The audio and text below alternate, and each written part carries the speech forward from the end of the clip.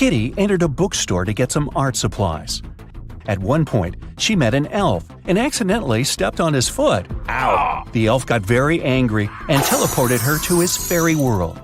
He said, "I'm Noah. Welcome to my world, you ill-mannered lady.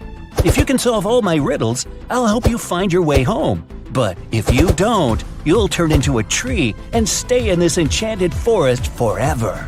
So here comes the first riddle. Jen and Dobby have 4 daughters, and each of the daughters also has a brother. How many people are there in the family? Kitty cracked this riddle easily. What about you?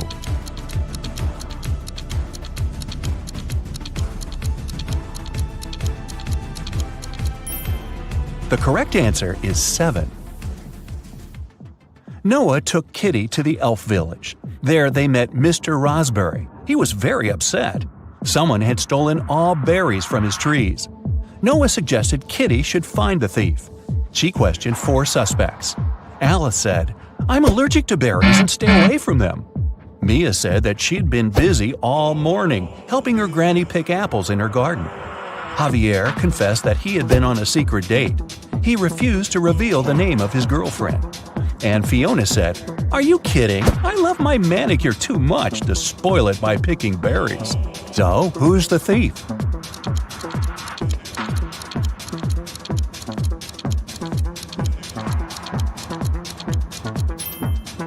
Alice. She's eating strawberry ice cream, which means she lied about her allergy. Next, Noah took Kitty for a walk through a magic field. There are 50 cows in this field and 28 chickens. How many didn't? Kitty figured this riddle out immediately. What about you?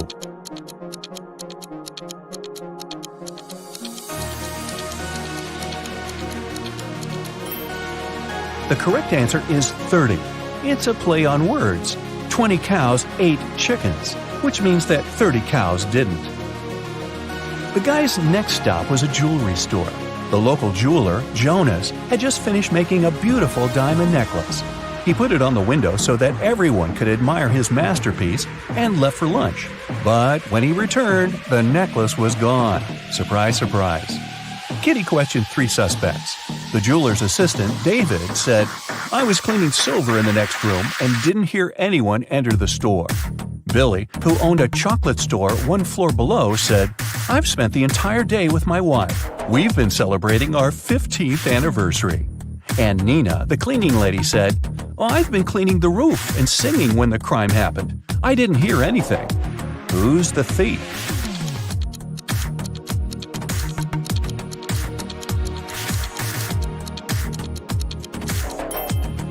Billy.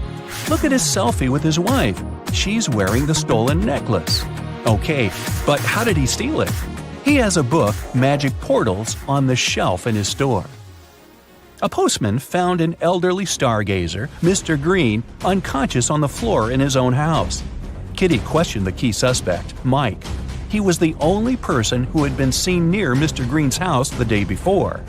Kitty asked him what he had been doing the previous night. Mike replied, "I spent the whole evening helping my friend to build a house. We finished late at night. I was passing by Mr. Green's house on my way home. I looked into the window and saw him lying on the floor. I was shocked and called the police." Kitty inspected the house and told the officer to arrest Mike. Why?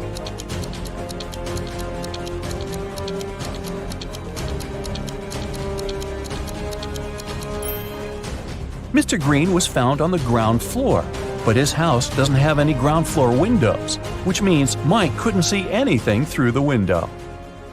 Noah took Kitty to his garden. He said that elf gardens were a little different compared to human ones. Kitty noticed 5 weird details right away. Can you see them too?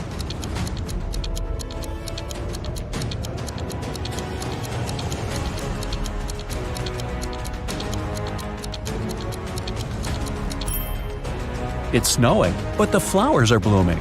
The trees don't cast any shadows, but Kitty does. The rainbow in the sky is upside down. All squirrels are wearing suits. They usually don't do that in human forests. And this butterfly is talking on the phone.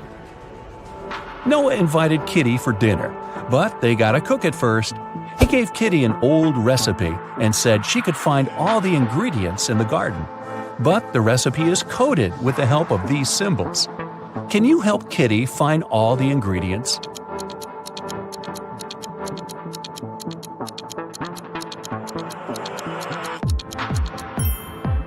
Here comes the first one. It's a potato, and it's hiding over here. Here's the second ingredient.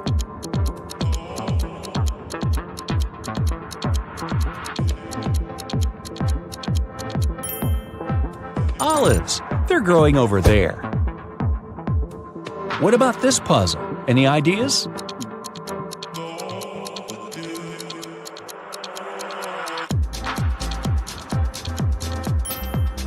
Cabbage. It's over there. Can you recognize this one?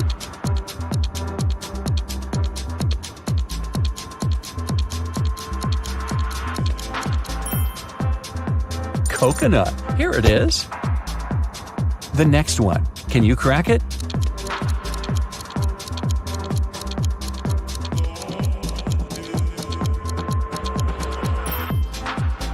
Pineapple. Great job. What about this puzzle?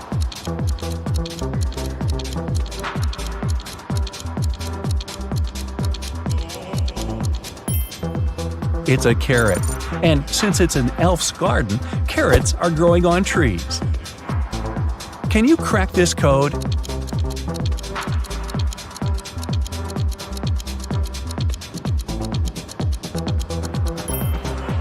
It's a peach, and Kitty can get it over there.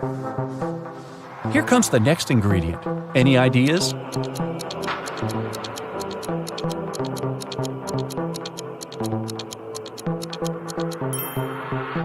Pepper. It's over there. And last but not least, can you crack it?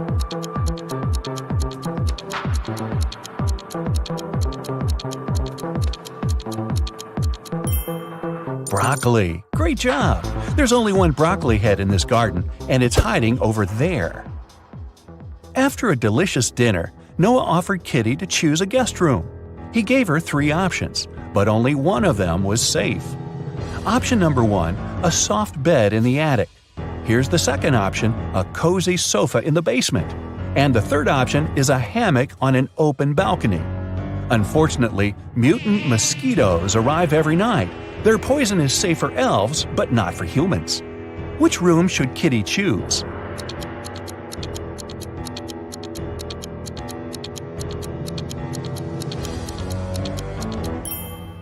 Springs stick out of the first bed. That doesn't look safe. And the sofa is full of bed bugs. Probably not the best company for a sleepover. So Kitty should choose the hammock. She can use this mosquito net to hide from the annoying insects. Next morning, Noah had an appointment.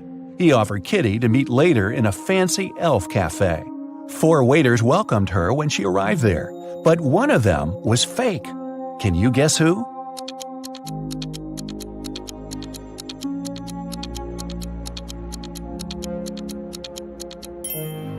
See, this guy is a criminal. Noah was late, so Kitty ordered breakfast without him and went to the bathroom. The girl left her bag and her wallet on the table. Don't ask me why. When she came back, Noah was sitting at the table. Her food had arrived and her bag was still there, but the money was missing from her wallet. The restaurant security found 3 suspects. Noah said that he had just arrived. He hadn't seen anything suspicious. The waitress said, "I brought the food, but I didn't touch the wallet." The cleaner said that she'd wiped the table but hadn't touched the wallet. The guard found some fingerprints on the wallet, but they all belonged to Kitty. So, who stole the money?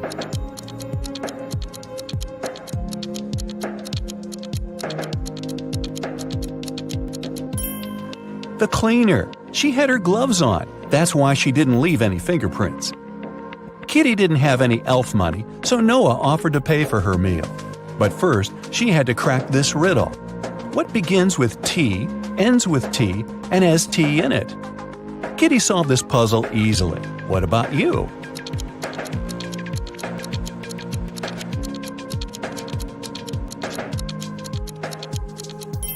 The correct answer is a teapot. Kitty found a beautiful diamond tiara on the sink in the ladies' room while she was washing her hands. 3 elves showed up to claim it.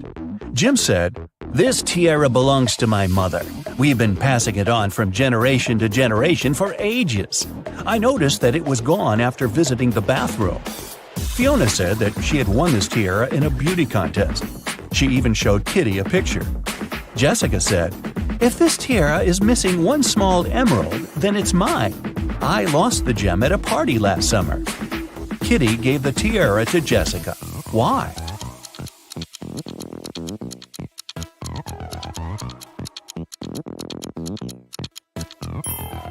Well, Jim wouldn't have been allowed in the ladies' room. The stones in Fiona's tiara are blue, not green, and Jessica was the only one who knew about the defect. Kitty entered an elf gift store to get some souvenirs for her family. 3 magic creatures entered the store after her. Everything was fine until, suddenly, Kitty heard a loud scream. She turned around and saw an elf lying face down on the table. She quickly called the police and reported the incident. An officer arrived and asked the other 3 customers what they'd been doing when they heard the scream. The goblin said, "I was picking out postcards from the front display." The mermaid was chasing the perfect souvenir mug. She dropped it when she screamed. The pieces were still on the floor, and the wizard said, "I was checking my horoscope on my phone. I'm a Venus by zodiac, you know. My astrologist promised that today would be the most peaceful day of my life." Yeah, right. Can you help Kitty find the criminal?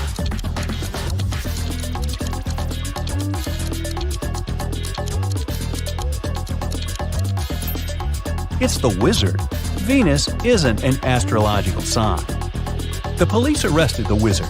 He got so mad at Kitty that he turned her into a frog. Noah tried all the spells from his books, but nothing helped. So he took Kitty to the jail to beg for the wizard's help. There, Noah saw 2 prisoners. He knew for sure that only one of them would manage to escape. Ooh.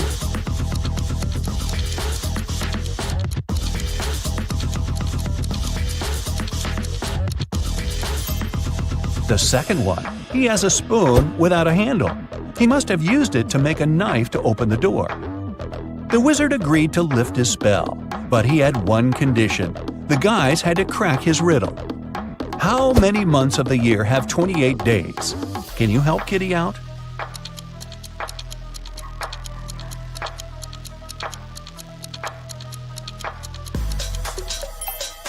The correct answer is all of them.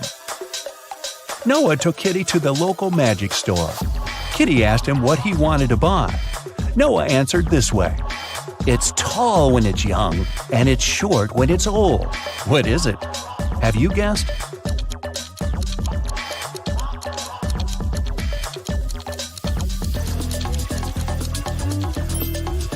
It's a candle. Noah lit the candle and prepared to send Kitty back to the human world. But he had one last riddle for her. Kitty had to say a secret number code to get home.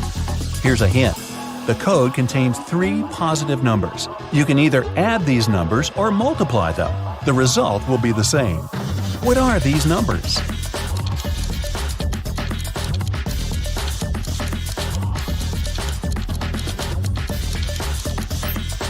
The correct answer is 1, 2, and 3.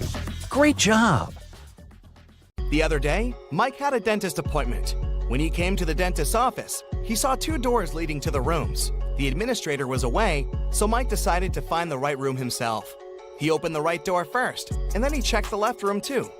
Where was the real dentist?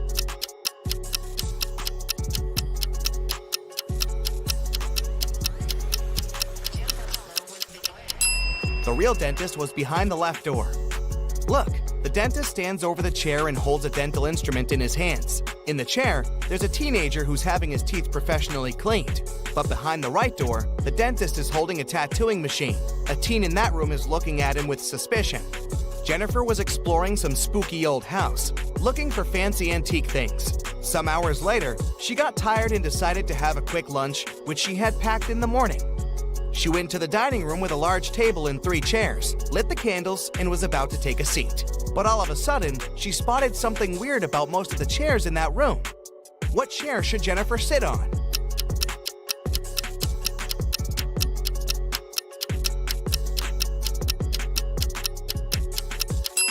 Jennifer was super attentive. That's why she sat on the chair in the middle. The one on the left has a sharp nail sticking out, and the one on the right is already taken. Look, there's a ghost sitting on it. Stuart was taking the final cooking exam. He has always wanted to be a chef, and he was about to take one step closer to his dream. The professor said the one who answered all his questions would get the certificate with honors and the money prize of $10,000. The most important thing is that this person will also be offered a sous chef position at one of the most prestigious restaurants in Paris. All the students answered 19 questions, and the professor read the last and the most complicated one. What product will never be salty when you boil it, no matter how much salt you add? 2 days later, Stuart was on his way to Paris. He was the only one to know the answer. What product was the professor talking about?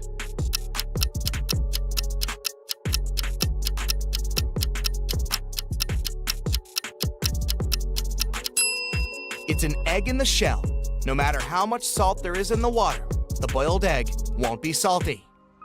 Fiona left her husband a shopping list for him to go to the supermarket. These guys are really into riddles, so the list was full of them.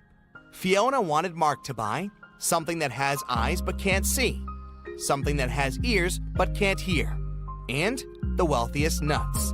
What did Fiona want Mark to buy?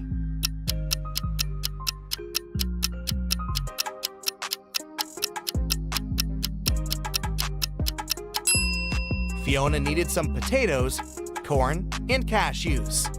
Jenny was locked in a room with 15 other people. Each of them could see the entire room and all the people inside without turning their head or body or moving in any other way. To get out of the room, Jenny had to place an orange in such a way that everyone but one person could see it. The girl managed to do it. But how?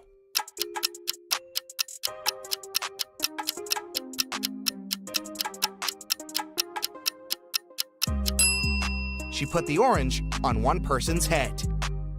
A notorious bad guy caught wealthy businessman Brian and locked him in a room. "I won't let you go until you double the money I'll leave for you." Brian had already doubled the money. He hadn't left the room or communicated with anyone. Then how did he do it?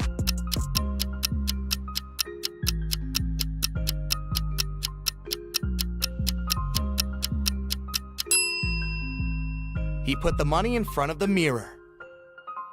Early in the morning, Ashton got a call from his friend, an owner of a big company. The man was in distress. A very important contract had disappeared from his office. It had been on the desk the evening before, but nowhere to be found in the morning. Ashton immediately headed to the office to question the employees. In no time, he had 3 suspects. Ben said he had spent the previous evening at the movies. Mason had taken his girlfriend out to dinner, and Jesse had been invited to a party. It didn't take Liam long to understand who was lying.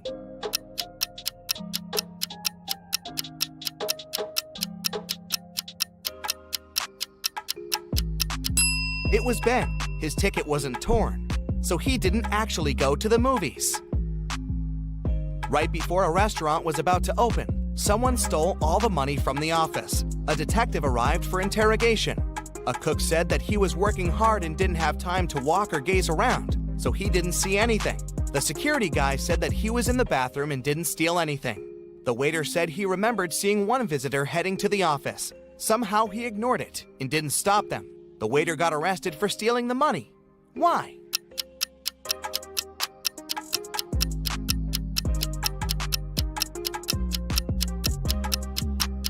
The restaurant wasn't open yet. There could be no visitors. Blake was a writer applying for a job in a fashion magazine. However, the boss was a whimsical woman. Blake did the interview well, but still, the woman didn't want to hire her because Blake was too young. The boss poured some water into a glass and asked Blake to get her some apple juice to fail her. However, there were 2 conditions. She wanted the water in the glass, but didn't want it to mix with the juice. Still, Blake figured out how to do it and got the job. How?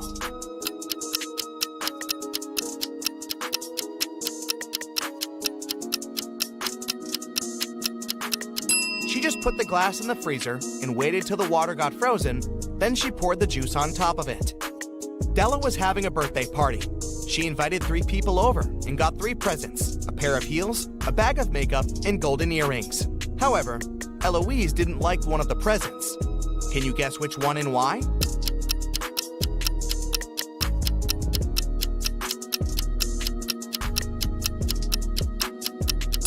She didn't like the golden earrings just because she couldn't wear them. Her ears aren't pierced. Well, maybe she will consider piercing them. Jason is making pizza for his family, and Savannah went outside to make some grilled vegetables. Which one of them does something wrong?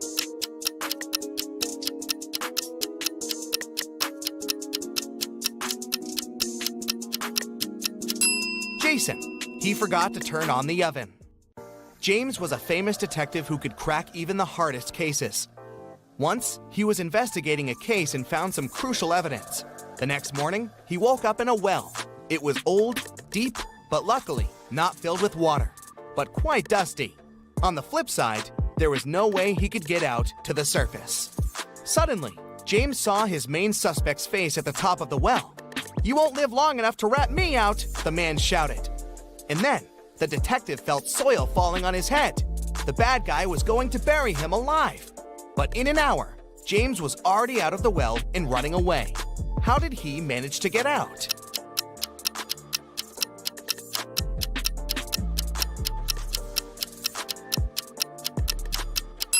The detective started to shake off and tamp down the soil that was falling into the well. He was getting closer and closer to the surface until he managed to jump out and run away. Jane was walking home late. She was pretty tired, so she decided to take a bus. It was midnight, but the bus was packed with people. You get a gut feeling later that there's something wrong with some of these people. Who's a zombie?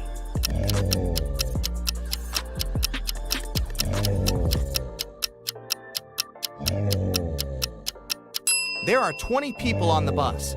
There are 2 zombies among them. A man on the right has a bit of a bandage on his arm, and the woman next to the window seems to be groaning all the time. All the people in town thought Jack wasn't smart enough. Every time somebody offered him a 50C coin or a $1 bill, he would always choose the 50C coin. Many people every day would offer him to do it, but he never grabbed the bill. Why was Jack smart?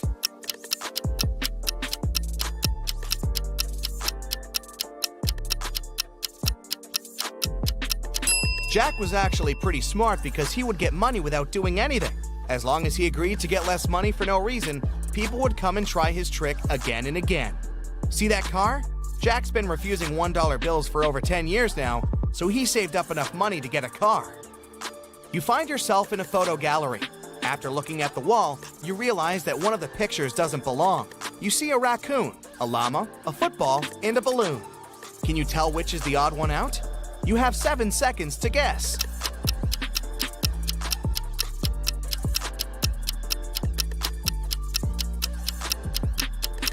It's the llama picture. The other 3 objects have 2 double letters in their names, but the llama only has 1 double. And trust me, don't get too close to the llama. They might spit in your face. It's not fun. You have 3 matches. Can you make a 6 out of them without breaking them into pieces?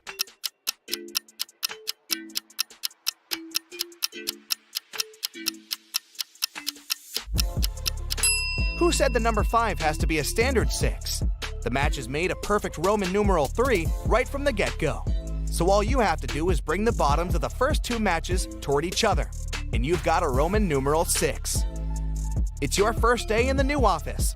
Some colleagues don't seem really friendly, and you can't understand why. They also act strange, never have coffee breaks, and work at least 12 hours a day. A secretary at the reception desk, Lauren, tells that their company hires robots sometimes because they work harder than people and aren't addicted to coffee. She also says to stay away from them and try not to talk to them or even greet them because they can be unpredictable sometimes. It's quite easy to tell who's a robot. Can you guess who's a robot among these 3 people? Anna, Mike, and Lucy?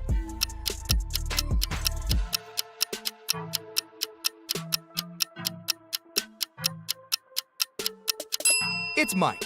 He's the only one among 3 people who have a switch on the right. Today, I'm going to put your attentiveness to the test. Pay attention to every little detail, and you'll solve all the riddles in no time. Mark was walking along the river when he heard someone screaming. It was a young woman who was drowning. The guy immediately left his jacket and backpack on the ground and jumped into the water. Luckily, he was on time. When Mark pulled the woman out of the river, he saw a passerby standing next to his stuff. Unfortunately, I can't swim, but I looked after your things, the man said. Then why did you rummage in my backpack? Mark asked. How did he understand someone had opened his backpack?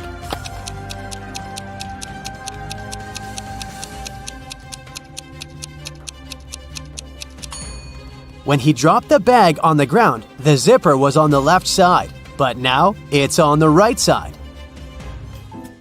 It was a scorching hot day when Thomas made a bet with his friends.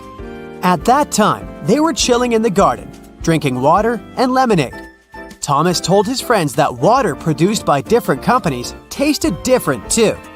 You can blindfold me. I'll take a sip from 2 bottles of water, the one we have on the table and the one from a different producer. I saw it in the kitchen. I bet I'll be able to tell the difference. Then he did exactly that. His friends were ready to give Thomas the money he had won. But one of them cut in. You were cheating, he said. Why did he think so?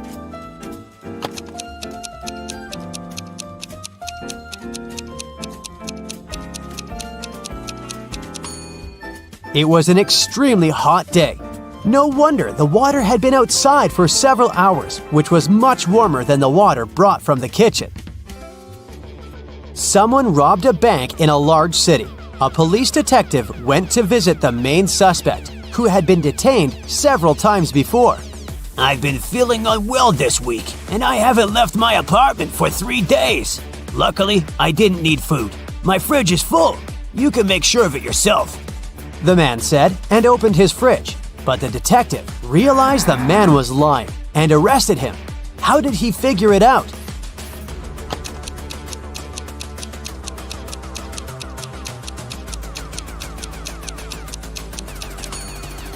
First of all, that loaf of bread on the table looks fresh. Plus, if the man had been staying inside for 3 days already, his fridge wouldn't be so full. Mr. Black sold beautiful, rare vases. There were dozens of them on the shelves of his store. One day, the man called the police.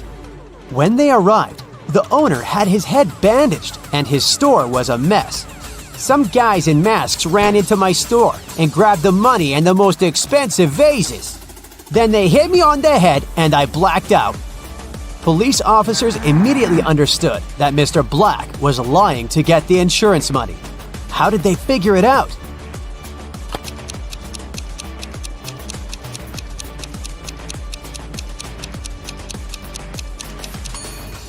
Even though most of the vases are on the floor, they aren't even cracked. But if the vases had fallen down from the shelves during the robbery, they would have been shattered. Look at these 2 bloggers. As you see, they both seem to be very popular. They also have the same amount of likes, but there's something wrong with one of them. She must be hiding something. What is it?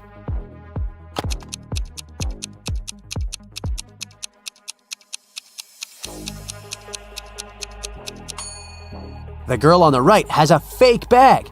The logo on it looks like that of Chanel, but it's written Gucci underneath.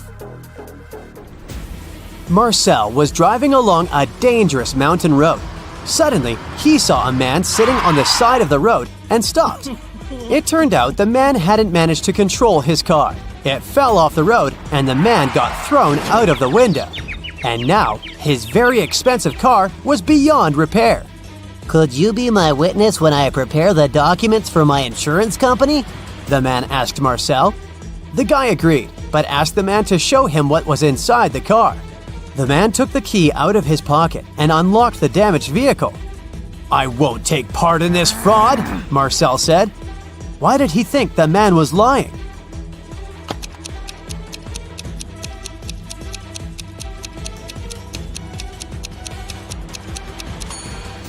If the man had been thrown out of the car, the key would still be in the ignition. Dylan and Susan had been happily married for 10 years. One day, Dylan went on a business trip. When he returned, Susan immediately understood that the man wasn't her husband. How did she figure it out?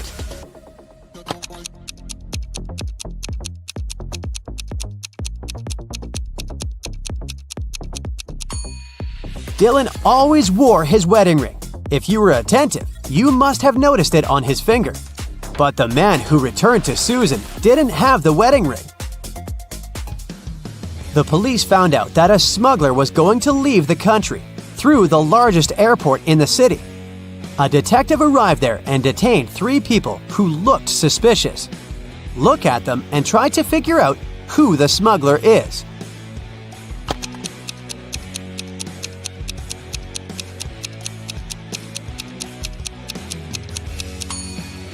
It's the 3rd passenger. His suitcase is full of totally random stuff. Women's shoes, some random socks, a pair of old dirty jeans, and even a wig. Plus, when closed, the suitcase looks much larger than when it's open. Sarah's husband, Michel, was a professional cyclist. He was about to have a challenging cycling tournament. "I promise I'll bring you the bouquet they give to the winner," Michel told Sarah. 4 hours later, he came back with beautiful flowers. But Sarah realized right away that Michelle hadn't won the tournament. How did she figure it out?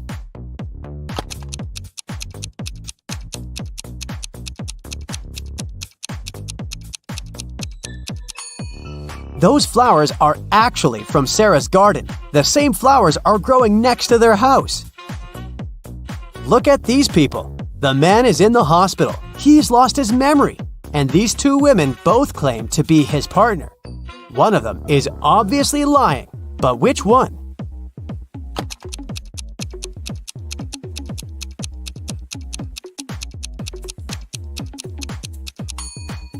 The woman on the left is lying. If they were married, they would have wedding rings on their fingers. Now, there are these 3 people. One of them is lying. Who is it?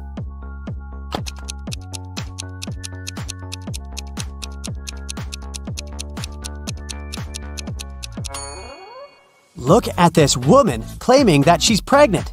See that Adam's apple? It's a man. He can't be pregnant. Look at these people. Can you figure out who's a vampire?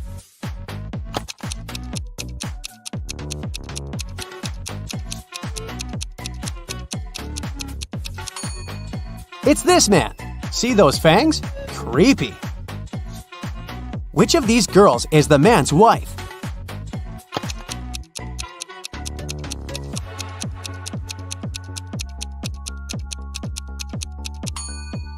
It's the girl on the right. She's wearing a necklace saying Kate, and the man has a tattoo with the same name on his arm. A store security guard stopped a man who was leaving a clothing store. "The sales assistant claims you've stolen a pair of expensive gloves." These are my gloves. I've had them for ages. But the security guard immediately understood the man was lying. How?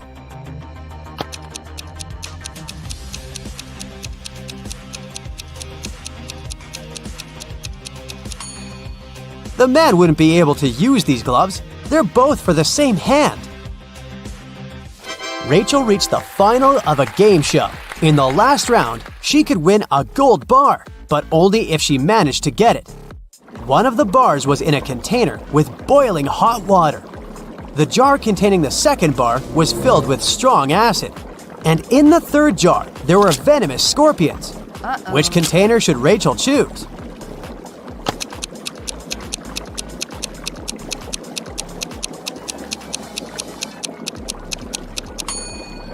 The woman just needs to wait until the water in the first jar cools down and take the gold bar. Detective Adams came to a park to have lunch in the sun, but his attention was drawn by 3 men running around a fountain. Each of them was shouting, "Thief! Catch the thief!" The detective was confused. Who was the real thief? That's why he just kept watching. After some time, the distance between the men shortened. Detective Adams immediately realized who the real thief was. Can you figure it out too?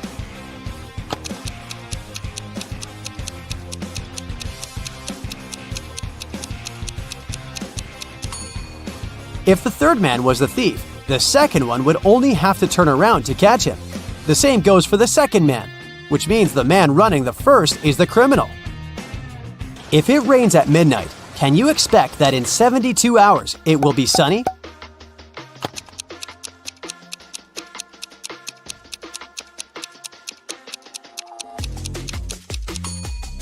No way!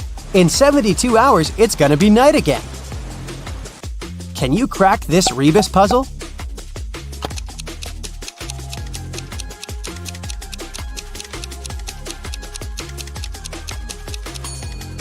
That's right, it means accelerate. Alan is a famous scientist. He invented a special potion that awakens superpowers in humans. One night, he was having a secret Zoom conference with his colleagues. Alan's assistant, Betty, entered the office and brought him some coffee. In a while, Alan said goodbye to his colleagues and fired Betty. Why?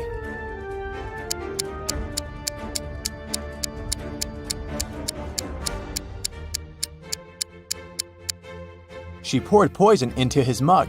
Alan saw her reactions because the front camera on his laptop was working. Later that day, Alan went to the basement where he kept his secret invention. Unfortunately, someone broke into his safe and stole the potion.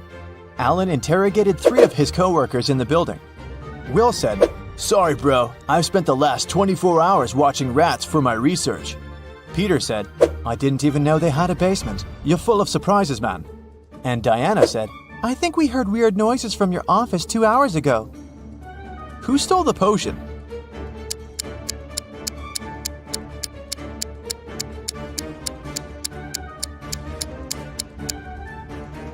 Peter. Take a look at his legs. He's levitating. When Peter was exposed, he took off into the sky and escaped. Alan headed to the parking lot, but someone had stolen his car. He called the police and found it across the street. The thief hit a tree and escaped. The police interviewed 3 suspects. Lily said, "I'm a courier. I came here to deliver food for the lab workers." Nina said, "I'm from a cleaning company. I'm here to clean, not steal cars." Bob said, "I parked my car to get some coffee. I didn't see any crimes." Can you guess who stole the car?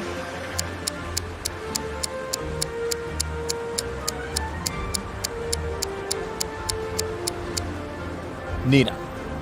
Look at her watch. It's broken. And the black glass fragments are still in the car. Alan came home. Someone broke into his house and stole a laptop with secret information. Alan interrogated 3 of his neighbors. Rosie said, "You might think I'm crazy, but I saw a flying man outside your house." Nick said, "I spent all day in the garden picking apples. I didn't see anything suspicious." And Zoe said, "I was at a shopping mall with a friend and just arrived." Who lied?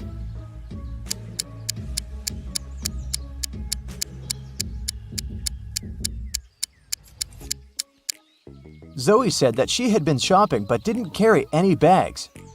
Suspicious, but possible. Meanwhile, Nick said that he'd been picking apples, but all the apples in the garden are still on the trees. So the liar is Nick. Alan went to the airport to take a flight to Argentina. He wanted to consult with his colleagues about Peter, but there were a lot of people who wanted to fly away too. Online booking stopped working, so there was a long queue. Alan is the 20th from the bottom in a line of 100 passengers. What's his position at the top of the queue?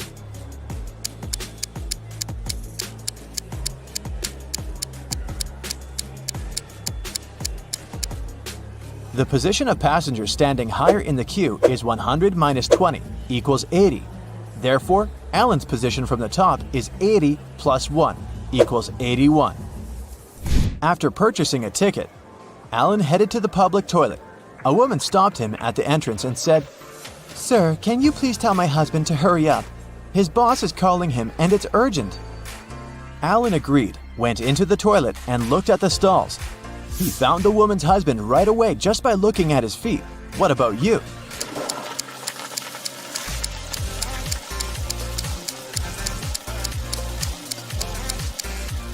The guy on the left is her husband. They have similar tattoos. Finally, Alan got on a plane and flew from New York to Argentina. It took him 10.5 hours to reach the final destination. After spending 3 days in Argentina, Alan flew back home. However, it took 630 minutes this time, even though the plane flew at the same speed. Can you guess why?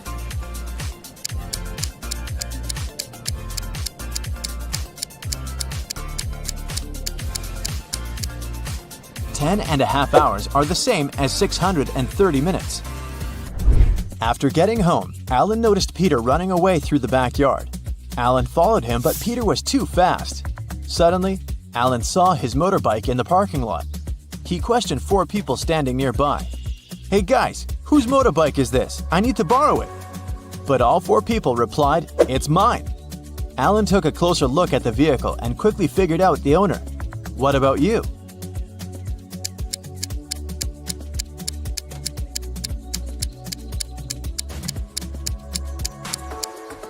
The third guy is the owner.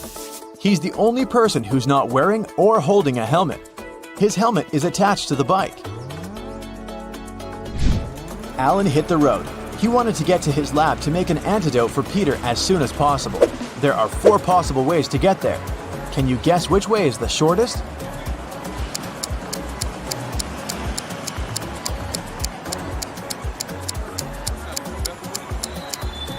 The 4th one. The trick to solving this maze quickly is to start drawing from the end. Someone filled Alan's lab with sleeping gas. He passed out and woke up in a creepy basement. Alan found 4 doors leading outside. He has only 1 chance to escape. He won't be able to use the doors again. Behind the first door, there's a water-filled room swarming with sharks. The second door leads to the room filled with a spider's web. The third door hides a space where scorpions are falling from the ceiling. And the 4th door is hiding hungry lions. Which door is more or less safe to enter?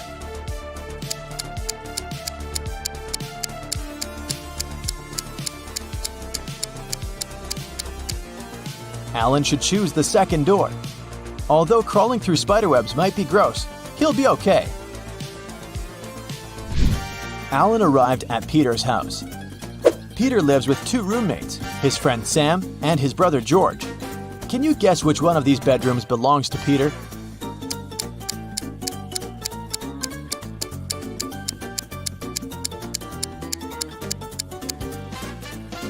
George is the only one who's holding a laptop in his hands.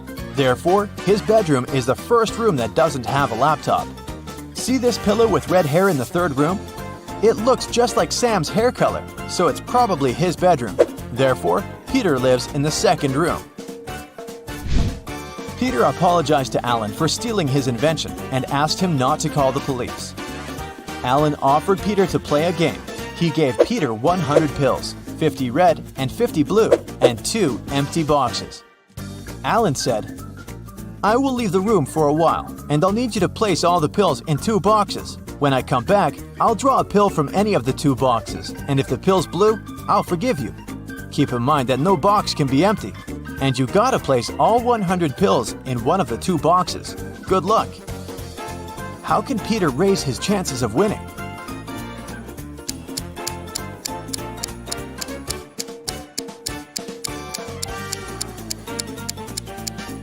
He should put 1 blue pill in 1 box and the other 99 pills in the 2nd box. This way, the chances are 50-50. The next day, Alan decided to explore an abandoned hospital. 1 week ago, the locals reported some strange sounds coming from this house, and some people saw a ghost wearing a wedding dress. As soon as he entered the building, he heard screams from the attic. Alan walked upstairs and found a wedding dress in a closet nearby. The music speaker replayed creepy sounds over and over again. Alan found 3 neighbors and asked them one similar question. "What did you do 1 week ago?" Chuck said, "I was on a business trip in London for a month. I came back today." Sarah said, "This dress is not mine. I got married in a red one. It suits me much more." And Wendy said, "I'm a doctor. I had many duties in the hospital that day." Who's lying?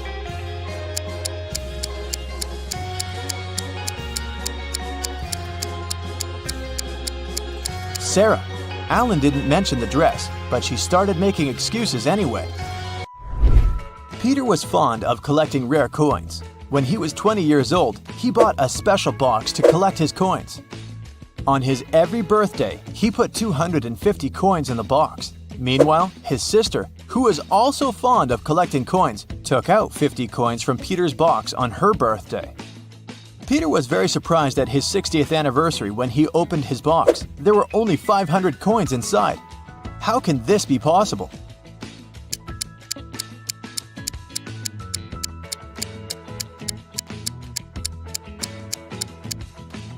Peter was born on February 29th. Thus, he put 250 coins every 4 years. In 40 years, he put the coins in only 10 times, making a total of 2,500 coins. His sister was born on any other day, and she took out 50 coins from the box 40 times, which means she took out 2,000 items. Therefore, after 40 years, Peter's box only had 500 coins. Here's an easy one to warm up. Can you find the one and only B among these twos?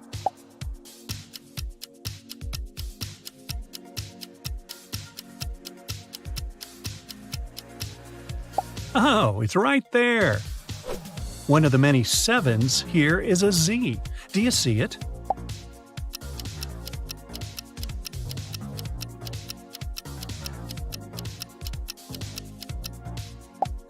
Good job! There's one letter S hiding between all these fives.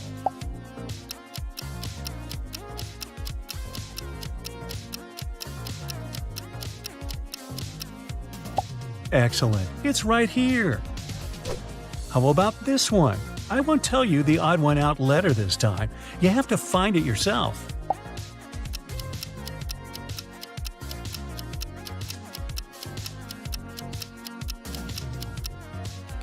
Yay, it's a C. Here's a bunch of Q's. 3 of these letters aren't like the rest of them. Can you find them all?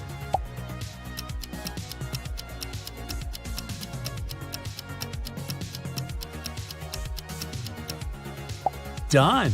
There are 3 O's here, and I'm sure you managed to find them all. 3 of these letters don't belong here because they are nothing like the others. Do you see them?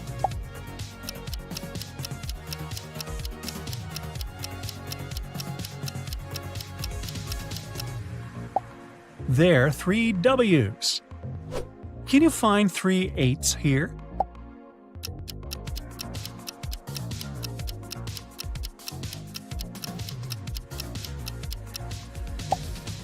Got them. I need a pen to keep track of my points. Can you help me find one here?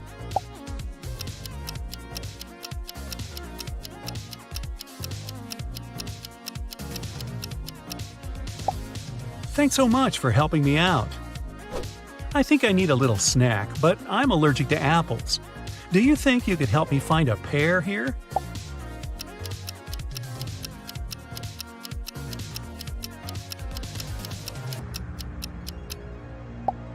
Here it is. I'd like to top it with pineapple.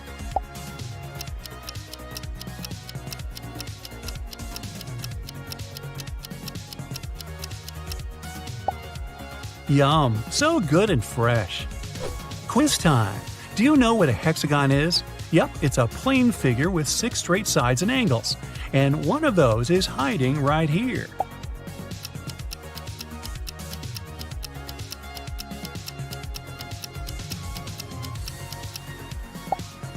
Found it. You deserve a little something for all of your efforts. Can you find it among these hearts?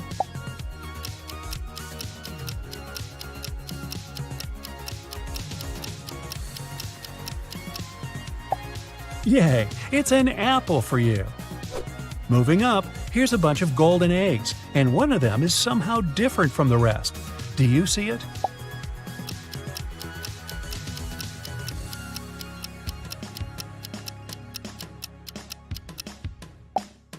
I'm impressed. How about a slice of pizza? It's yours if you can find the odd one out.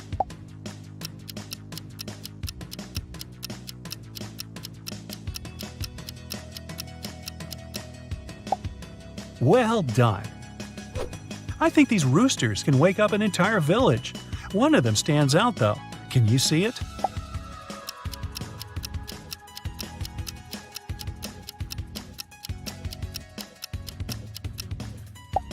Yay! It's hiding right here. One of these apples is definitely more delicious than others. You'll see it yourself when you find it.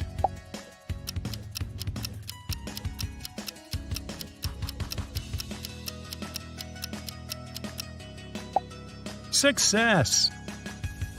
Time for a more substantial meal. Find the fried egg that's not like the others.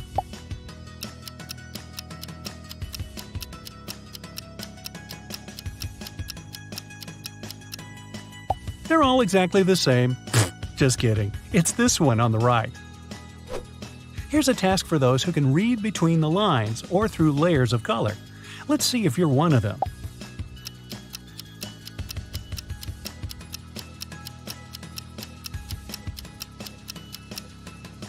Ah, that was an easy one. It's the word fame. How about this one?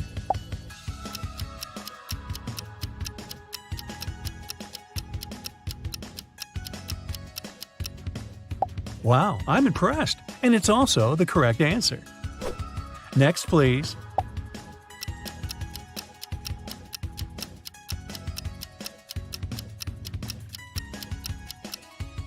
I think it's the word list, and it's correct. Can you figure this one out?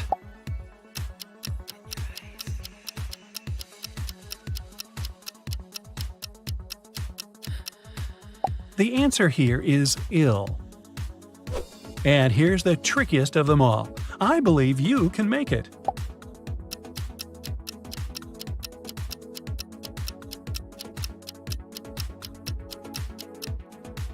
Did you see it was bog?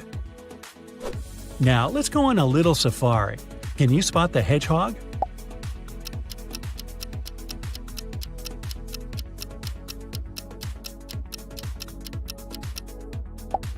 Here it is, hiding in the corner. One of these seals is in fact a kitten. Do you see it?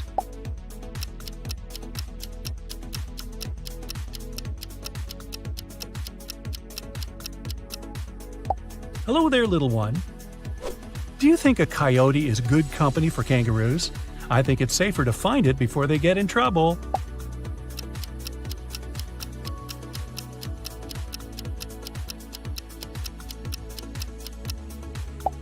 Good job! A little hamster ran away from home. It's hiding somewhere at the farmer's market. Help it find its way back.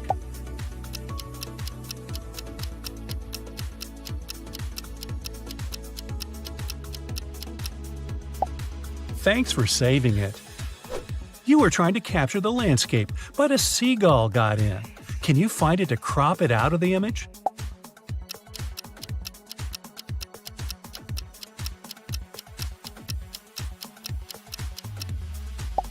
Well, looks like it won't work out since it's almost in the middle. 3 images here are exactly the same, and one of them stands out. Can you name it?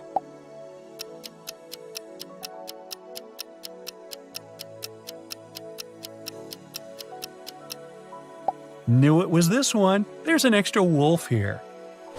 What about these giraffe portraits?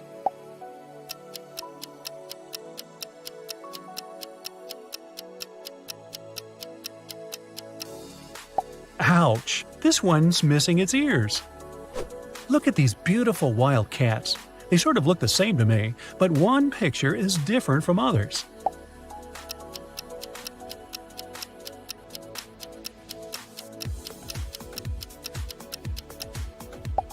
It's this one.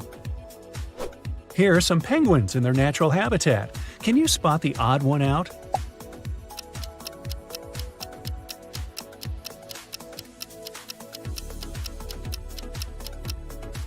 Only this picture here has an iceberg in it. Time to hit the beach. But first, find 5 differences between these 2 pictures.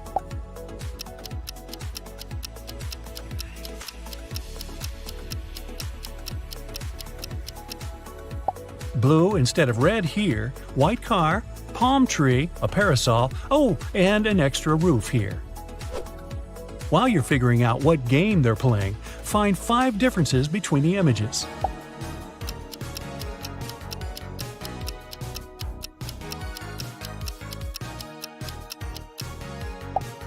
Well done!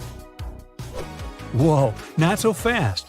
Do you see how the picture on the right is different from the one on the left?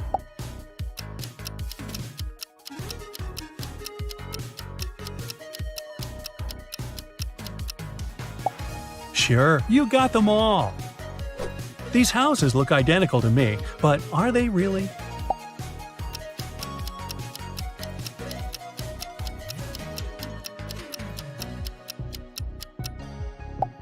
Nope, they are different in 5 details. Did you spot them all? The view from these balloons must be something. The pictures are different in 5 ways. Can you name them all?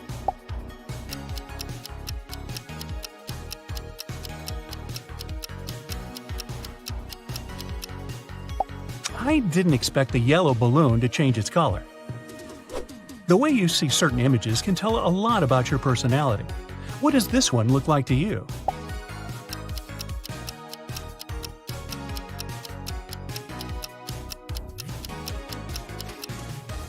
If it looks like a lion to you, you're a well-balanced, positive, and cheerful person. You make friends easily, as you have an open mind and soul. You love sharing jokes and make everyone feel comfortable around you. You never give up and believe everything happens for the best. If you see a hand in this image, looks like you're an artist at heart, or maybe that's your real job. You have your own vision of the world, and you can always find the most creative solution to any problem. You don't mix with new people easily and only have a couple of real friends, but they're for life. What do you think about this one?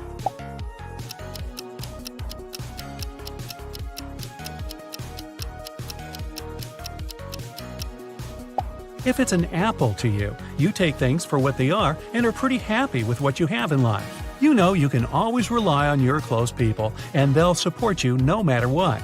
You're always in a good mood, and you pass it on to others.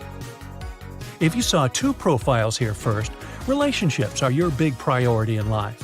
You might be going through a time of uncertainty with someone special to you. Remember, the best you can do is discuss it together and not hold it all in your heart. Things will surely get better. This one seems pretty obvious, but there must be a double meaning.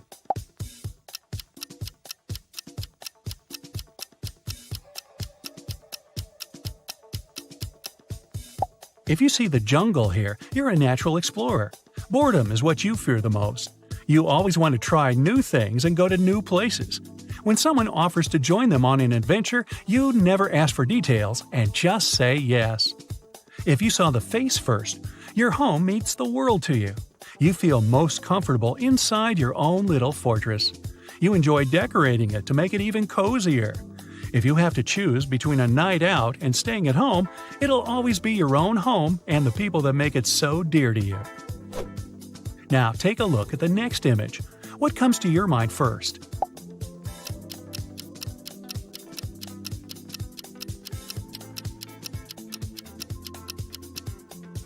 If it's a crown, you like to be the center of attention. You feel great giving speeches and performing on stage. You love to see the impression you leave on others, and you need that energy to be happy. Keep getting better at what you do, and the stage will always be yours. If you noticed a nice lady with her eyes closed first, you aren't too shy, but you feel more comfortable out of the spotlight. You sometimes think others are more talented or have more important things to say than you do, so you make way for them. Remember, you also deserve attention. Moving on, how about this image?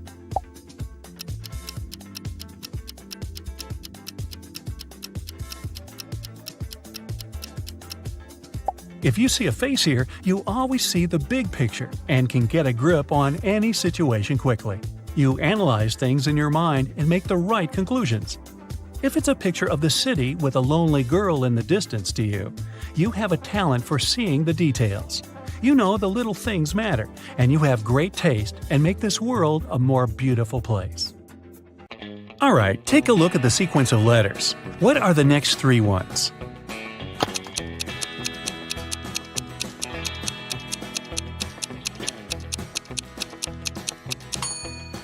Each of the letters is the first one of the numbers from 1. O stands for 1, T for 2, T for 3, F for 4, F for 5, S for 6, and S for 7. Then there must be E for 8, N for 9, and T for 10. And that's today's alphabet lesson. Take a look at the picture and tell who's a ghost.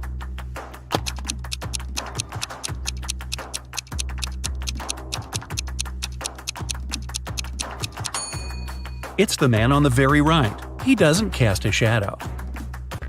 Two people, Libby and Gray, were chilling on a beach. A police officer came up to them and said that he recognized the bike standing nearby. It was stolen from a man a couple of blocks away. He asked which one of them stole it, but both denied it. Can you tell who's guilty?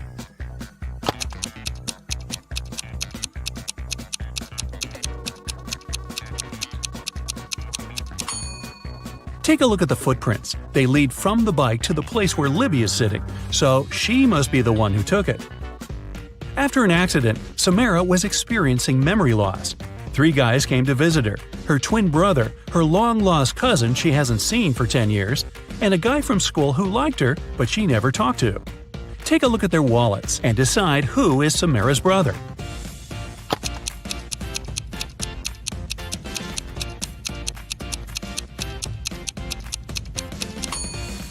It must be this guy. Look, he has a picture with her.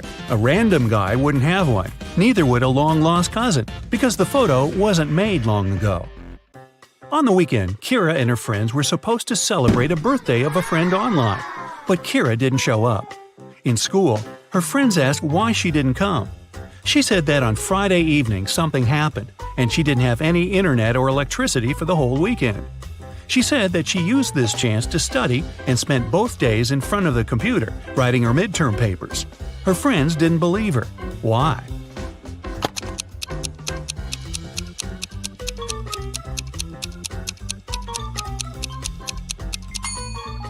If there was no electricity, she wouldn't be able to work on her computer. A PC doesn't work without electricity, duh, and a laptop wouldn't last for 2 days without charging. Lenore accidentally sent a message to her sister instead of her best friend and didn't want her sister to see it. She stole her sister's laptop and tried to delete it. However, the laptop required a password. Luckily, there was a hint: Math 2, Music 2, History 6 5, Drama 2 3. What's the passcode?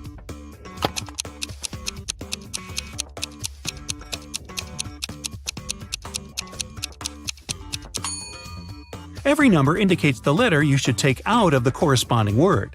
The second letter in math is A. The second letter in music is U. The 6th and 5th letters in history are R and O. And the second and third letters in drama are R and A. The password is Aurora. Esme was walking in the forest and got lost. Finally, like all the other times, she found the witch's house. Yeah, it's like Groundhog Day. She walked in, said hi, pet the cat, and asked to send her home. The witch wanted to make a deal. If Esme solves her brand new riddle, she'll help her. If not, Esme will stay with them forever. The witch blindfolded Esme.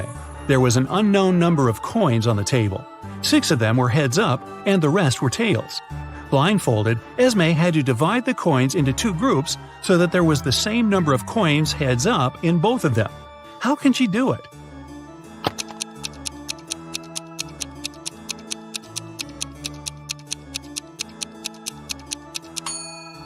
So, since there are 6 coins heads up, Esme grabs 6 random coins and flipped them.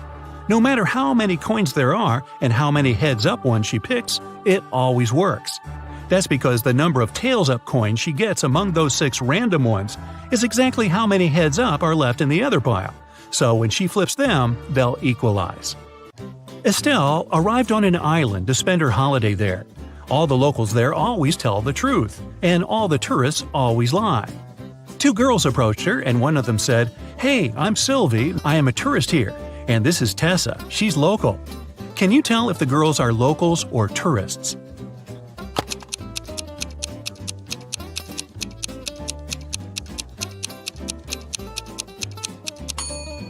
Since locals always tell the truth, a local would never call themselves a tourist. So, Sylvie must be a tourist. But she must be lying about something. If she told the truth about herself, then she's lying about Tessa. Therefore, Tessa is a tourist too. Miss Virginia Dell was a rich young lady. She loved jewelry and kept a collection of her favorite pieces behind the glass in her dressing room. One morning, she walked in and found that someone broke the glass and stole her jewelry. The detective had 3 suspects: Ms. Dell's cleaning lady, Willow, who cleaned the house every day; Ms. Dell's best friend, Kelly, who had the key from the house; and her cousin Sophia, who was staying with Ms. Dell for the holidays. Willow said that last night, when she cleaned the room at around 10 p.m., everything was all right. Kelly said that she hasn't been in the house for a couple of days. Sophia said that it's not in her manners to walk around someone else's house and steal jewelry. Who stole the jewelry?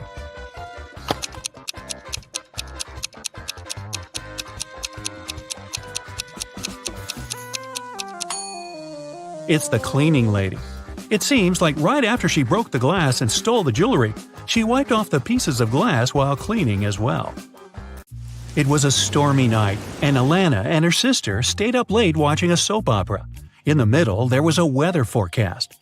The weather lady said it'd keep raining for 2 more days, but in 72 hours, it'd be bright and sunny. Alana turned to her sister and said that the weather lady was wrong. Indeed, Alana was right.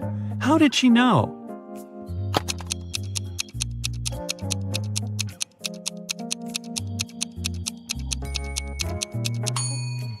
In 72 hours, it would be the very same time as now, so it'd be night too. It can't possibly be bright and sunny at night. The Millers were having a barbecue party in the backyard. They made some fresh orange juice, and Giselle bragged that she could tell the difference between fresh juice and not very fresh juice. She asked her family to test her. She got blindfolded. Her brother brought some old juice from the fridge and let her drink it, and then he gave her some fresh juice.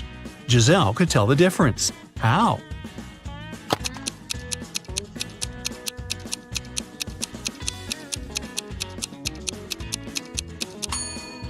The older juice from the fridge was colder than the fresh one was outside. Mr. Thompson was a strict English teacher who never allowed electronics in class and read all the paper notes aloud in class, so the students had to be conspirative.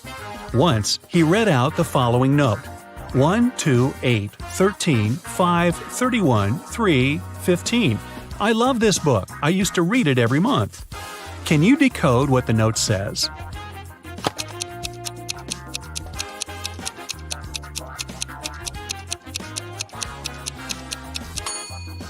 The numbers stand for the place of the letter in the phrase.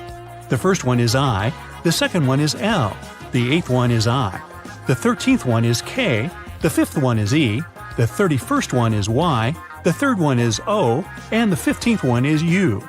The note says, I like you. Ah. It was a lazy day, and it just started raining when Mr. Jones called a police officer. He said someone just bumped into his car and drove away. The police officer arrived. The only person not too far away from the place of the accident was a man trying to fix his tire. Mr. Jones says that's the gentleman who bumped into his car. However, the gentleman said that it couldn't be true because he was busy fixing his car the whole time. Can you tell who's lying?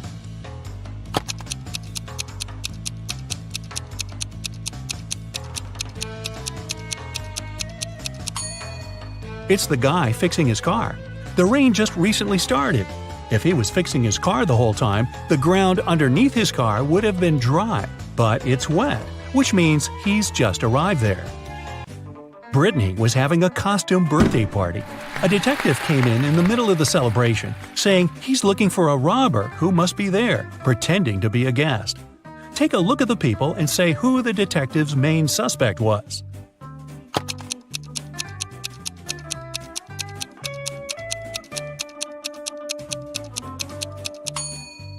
Look at this guy. Unlike all the other guests, his costume is totally inconsistent. It's a cowboy hat and Joker's jacket. He probably wore whatever he could find in a rush, trying to hide. Yvonne went on a business trip and asked her boyfriend, Dale, to go and buy her a special chocolate bar from a man who came there once a month at midday. That day, he was busy playing video games and totally forgot about it. Yvonne asked him if he got her the snack, and he said that all the bars were sold out when he came. He even sent her a picture at the park to prove he was there.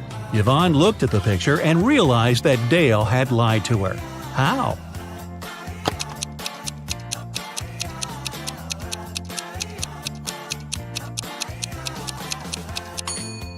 The shadows are too long, so it can't be midday since shadows disappear at noon.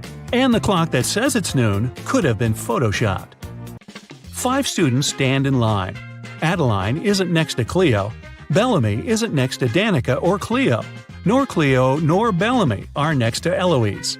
From your perspective, Danica is on the left of Eloise. What are each girl's names?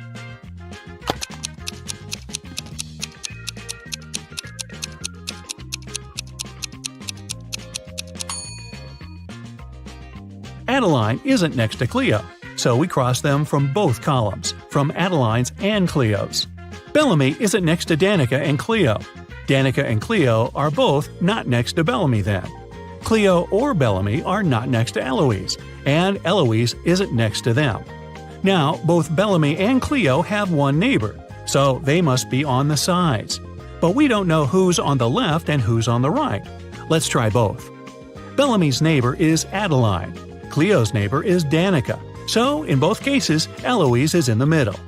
Now, let's remember the last condition that Danica is on the left of Eloise. So, the first order is correct. It's Cleo, Danica, Eloise, Adeline, and Bellamy. Whew!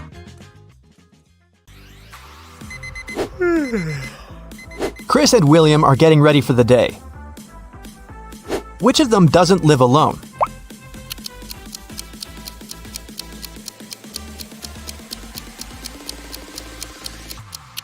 William is brushing his teeth, but there is one more toothbrush in the bathroom. It's likely to belong to someone else, so I'd say William doesn't live alone. Now, take a look at these pictures of Philip and Kai. One of them lives with his girlfriend. Can you tell who it is?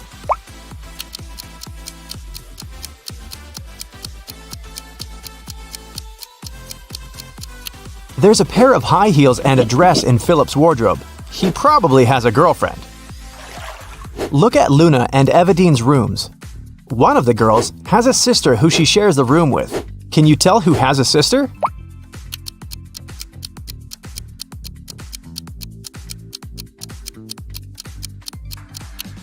There's a bunk bed in Luna's room. I bet she has a sibling. Okay, one of these guys has a cat. Can you tell who it is?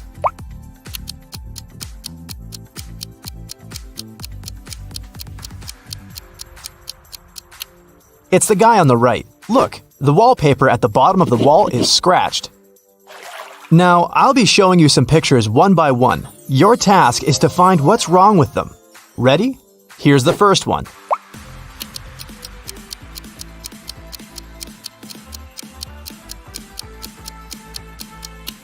The sun is shining, but the camels don't cast shadows. Here's the next one. What's really off here?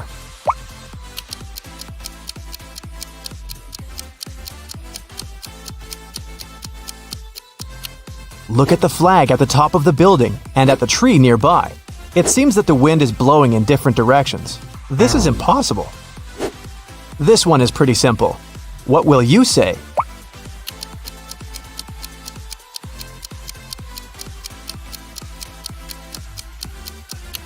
The reflection in the mirror is wrong.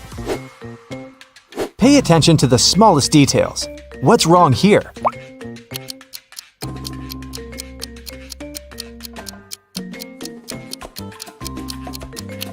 The school bus doesn't have a door. Something's off with this image. What is it?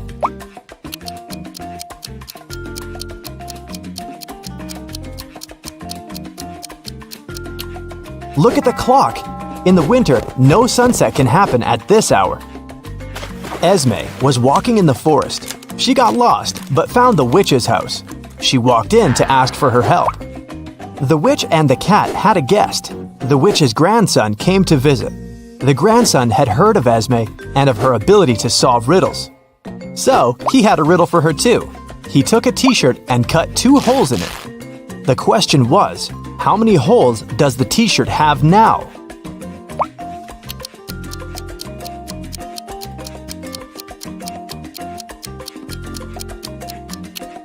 8. With 2 holes cut through, there are 2 on each side, 4 in total.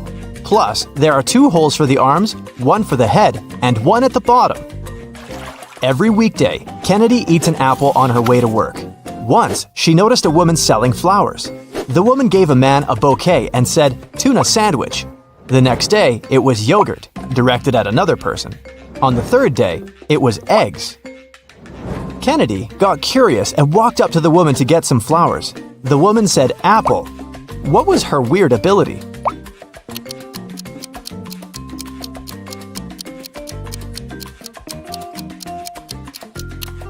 The woman always knew the last thing her client ate. Simon had a crush on a new girl in his class. Finally, he asked her out on a date. To impress her, he told the girl he had undergone a special secret training program. And then he visited the moon. He even had a picture. The girl took a look at it but didn't believe Simon. Why?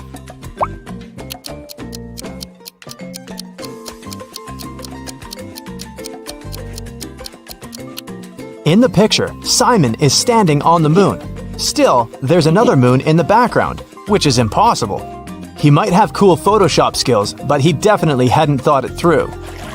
One rich and well-known elderly woman, Mrs. Stevenson, had been living alone for years. She had one interesting quirk. Every time someone rang the doorbell, she wouldn't open the door without putting on her coat and hat first. Can you guess why?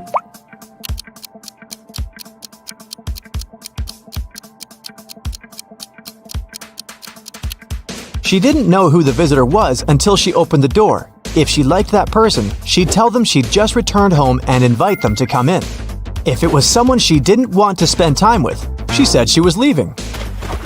Mrs. Jordan loved music, so she sent her daughter, Gianna, to music school. The woman made the girl play every day. Once, Mrs. Jordan had to go on a business trip for 2 weeks. She asked Gianna to practice every day, and the girl agreed. When Mrs. Jordan came back 2 weeks later, she realized Gianna hadn't been practicing. How did she understand it?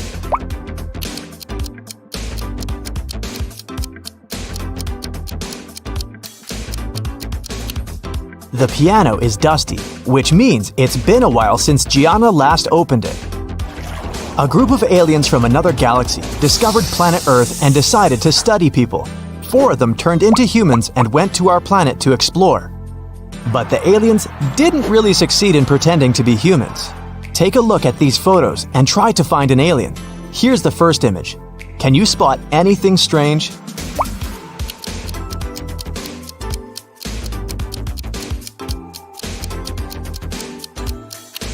This guy's skin is blue. He must be the alien. This one's harder. Do you see a fake human here?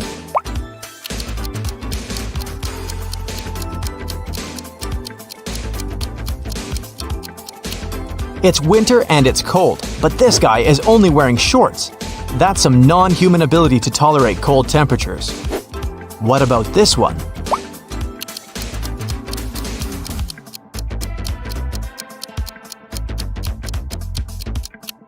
Take a closer look at what this guy is eating. It doesn't look like human food at all. Okay, what do you say here?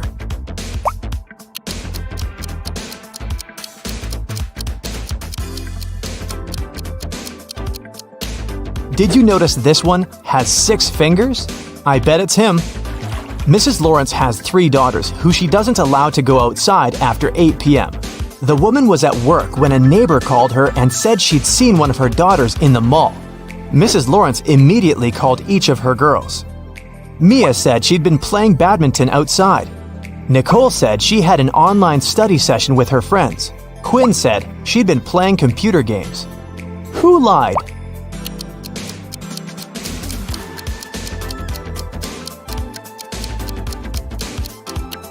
Mia. She couldn't play badminton alone, and since her sisters were all busy, they couldn't play with her. I have a friend, Anna. Her mom is the most unusual person I know. She has green hair, wears skirts with trousers, and has a pet raccoon. She also has 3 daughters. Her oldest daughter's name is Wednesday. Her middle daughter's name is Thursday. Can you guess what her youngest daughter's name is?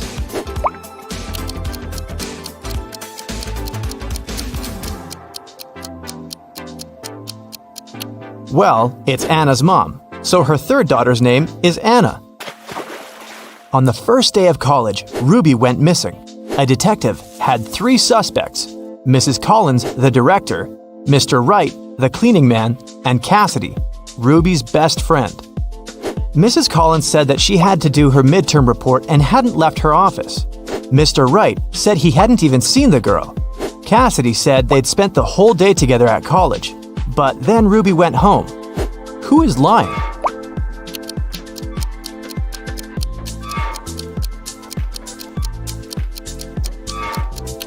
It must be the director, Mrs. Collins. It was the first day of college. There couldn't possibly be any midterm reports yet. Della and Aurora always tell the truth, but on their birthdays, they always lie. Today is September 3rd, and their friend Mark asks them when their birthdays are. Della says it was yesterday. Aurora says it's tomorrow. The next day, the guy asks the same question, but their answers don't change. When are the girls' birthdays?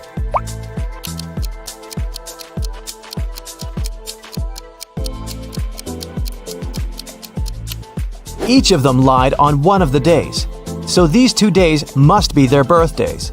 Della said it was yesterday both times, so her birthday must be on September 3rd. Then, the next day, she told the truth. September 4th is Aurora's birthday. She told the truth on the first day and then lied on her birthday. Hazley and Skylar are jaywalking. Hazley is listening to music and Skylar is texting. Who is in danger?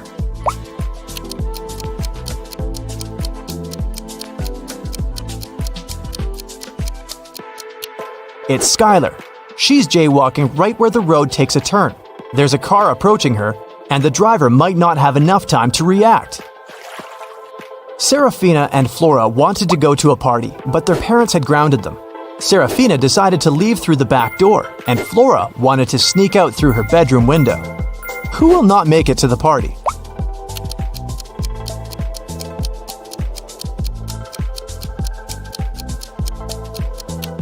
Probably Flora. Her father is sitting next to her window reading a book. He'll probably see her leaving. Brooke and Sydney were going to learn how to swim. Brooke went to the lake near her house, and Sydney went to the ocean with her friends. Who is in greater danger?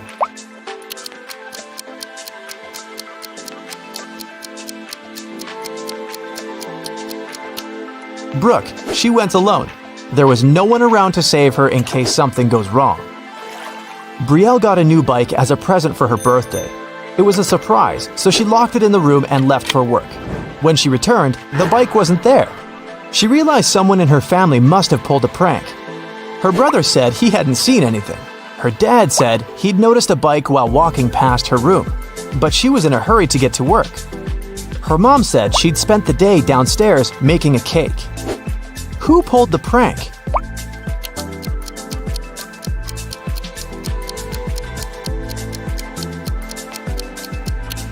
It must be Brielle's dad.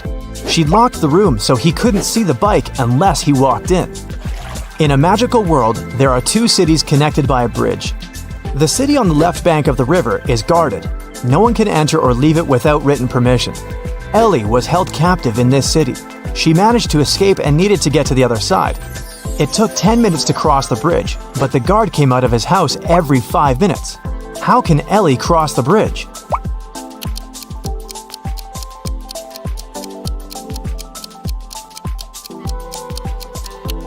Ellie should leave the city when the guard goes back to his house.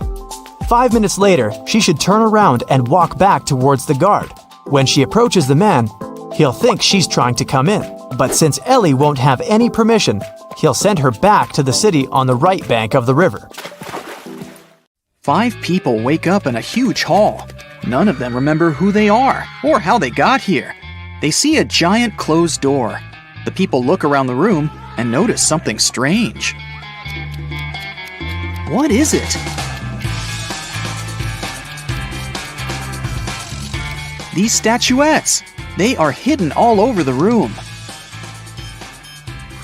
There are 5 people in the room, but they find 6 statuettes. This must be the key, one man says. We need to find out which of the statuettes is the odd one. Can you guess which one?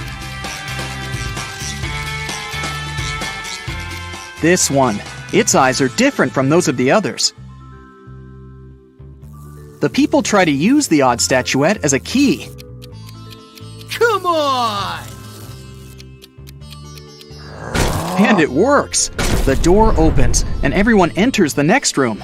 But when the man who suggested using the statuettes looks around, he sees that he is alone in there. Suddenly, a ghost of a woman appears in front of him. If you want to get out, each of you must solve my riddles, she says. But you will definitely fail. She disappears. The man looks around the room. He finds a strange symbol and a cipher decoder on the table. Can you find 9 other symbols? These are all 10 symbols.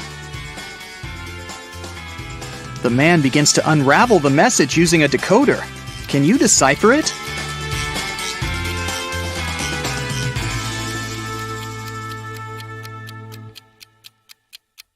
It says page 52.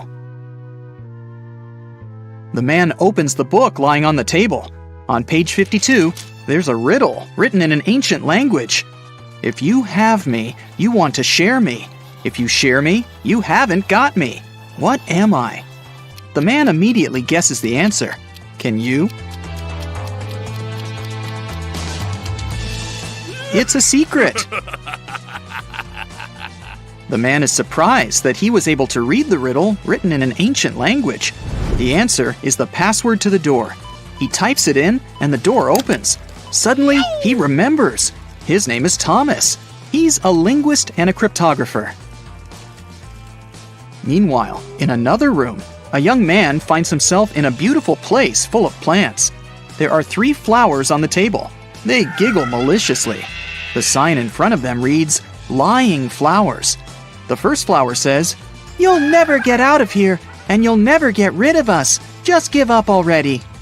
The second one says, "I don't remember how you can get rid of us. It was either cutting or uprooting us."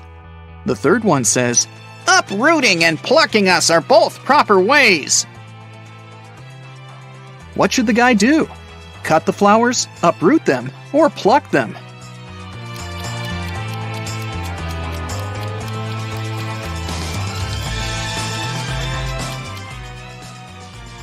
Pluck is the correct answer.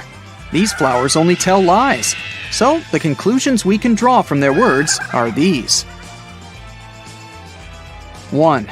There is a way to get rid of them. 2. It is neither cutting nor uprooting. 3. And there's only one way to remove them. The only thing that remains is plucking. The guy plucks the flowers. He notices that glowing letters appear on their petals. The letters need to be put together to get the answer. What is it?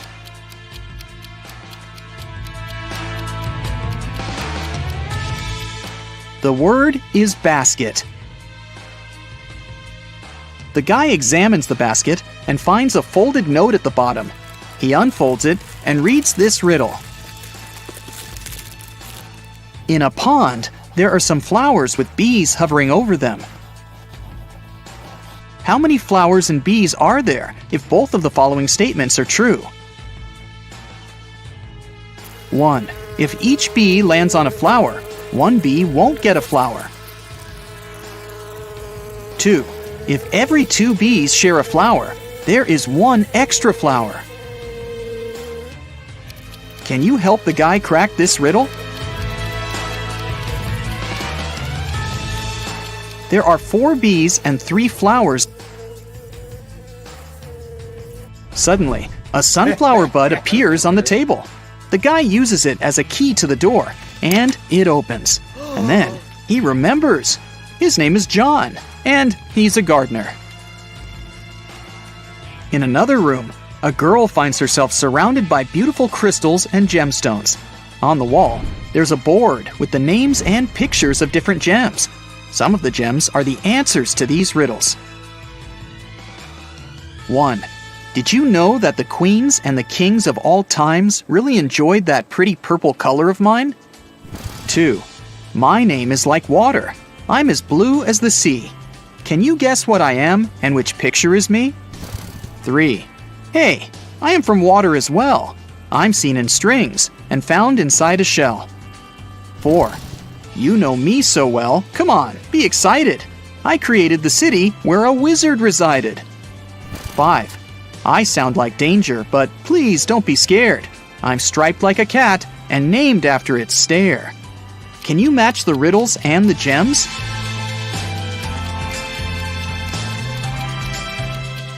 The correct answers are 1.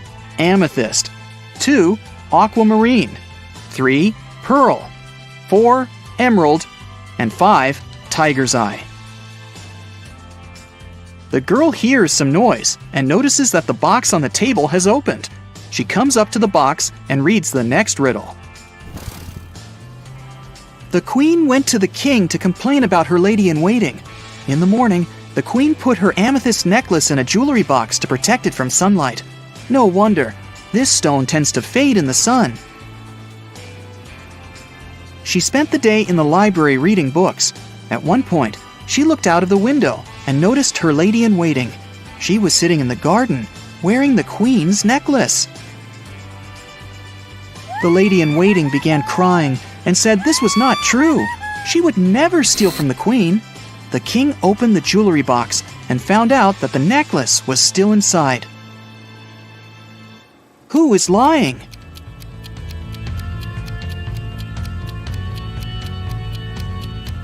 The girl soon realizes that the lady-in-waiting is the liar. Have you noticed that the amethyst is now much dimmer than before? That means that the lady-in-waiting really wore the necklace outside. The girl solves the riddle. 3 gemstones appear at the bottom of the jewelry box: citrine, garnet, and alexandrite. There's also a note that says, "Figure out the weight of each stone without using scales. This riddle will help you." Can you figure out the weight of each stone? The citrine weighs 10 ounces, the garnet weighs 4 ounces, and the alexandrite weighs 2 ounces. Suddenly, the girl remembers. Her name is Melissa. She is a jeweler and collects crystals. In another room, a woman finds 6 glasses on the table. 3 of them are empty, and 3 are full of water. The woman sees a note. Move only 1 glass to make a row of alternately full and empty glasses. How can she do it?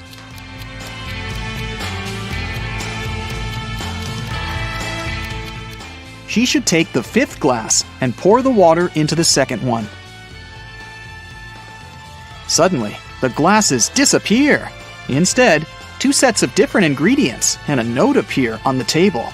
The note says, "Find 3 differences." Can you spot all of them?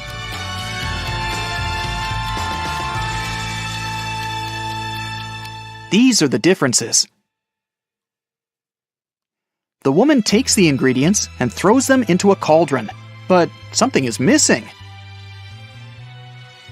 Shiny and beautiful, a werewolf's fear. We need to get more of it for our precious queen. Coins and mirrors, trays and tea sets, the nobles were buying while falling in debts. It's silver. The woman adds some silver and gets a potion that can melt the lock. When she opens the door, she remembers. Her name is Lauren, and she's a chemist. An elderly woman finds herself in this room. She spots 4 photos on the table. All the photos seem to be taken in different periods of time. The note says, "Is there a person who is present in every photo?" Can you help the woman figure it out?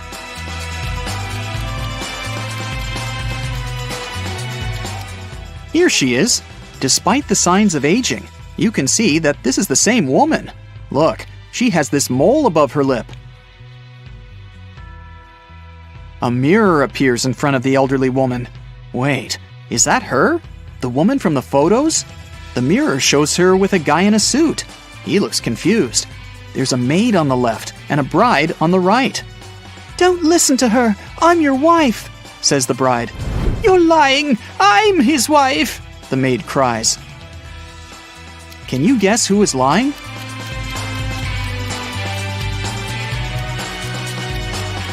The girl on the left is his wife, because she has a wedding ring on her finger. Wait, she also has the same mole above her lip. Is this our elderly woman when she was young? The letters appear in the mirror. IVTCBOE. What does that mean? I'll give you a hint. Try to think outside the box. It's husband. Each letter in this word is replaced by the next letter in the alphabet. And suddenly, the woman remembers. Her name is Brienne.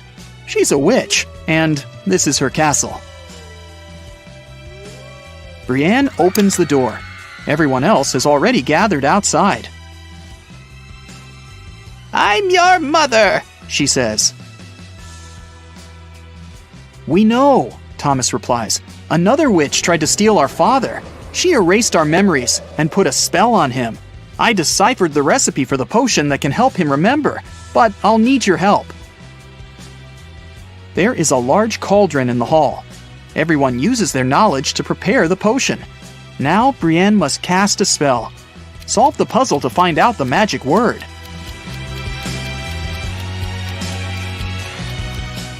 It's Memoria. The potion is ready. Suddenly, 3 doors appear in front of the family. Behind the first door, there's a hot desert, but there are some fruits on the trees growing there. The second door opens to the middle of the sea. Behind the third door, there's an endless forest. What should the family do?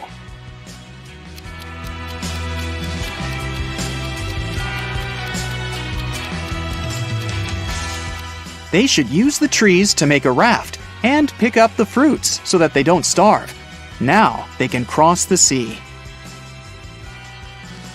Meanwhile, Brienne uses a spell to chain the witch.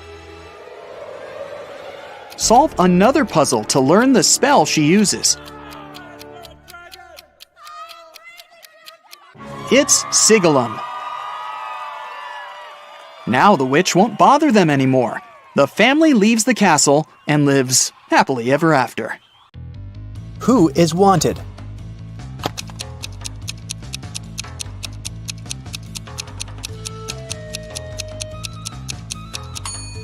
The girl on the right. She has the same mole as the girl on the poster. Who is an identity thief?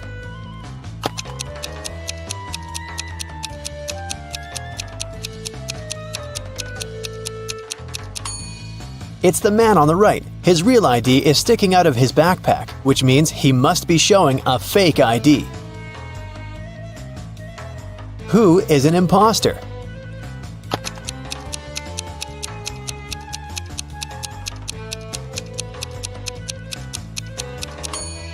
The girl on the left. The script she's reading is turned upside down. It means she only pretends to be an actress.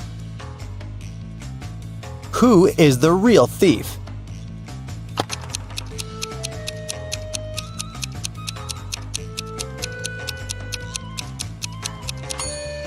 Both of these men are thieves. While one man is distracting the girl, the other is preparing to steal her phone. The last will of Mr. Wilson, a rich businessman, got stolen. There were 5 people in the house at that moment. Mr. Wilson's wife, their cook, butler, maid, and gardener. They all told the detective what they'd been doing that evening. Mrs. Wilson was sitting by the fireplace embroidering.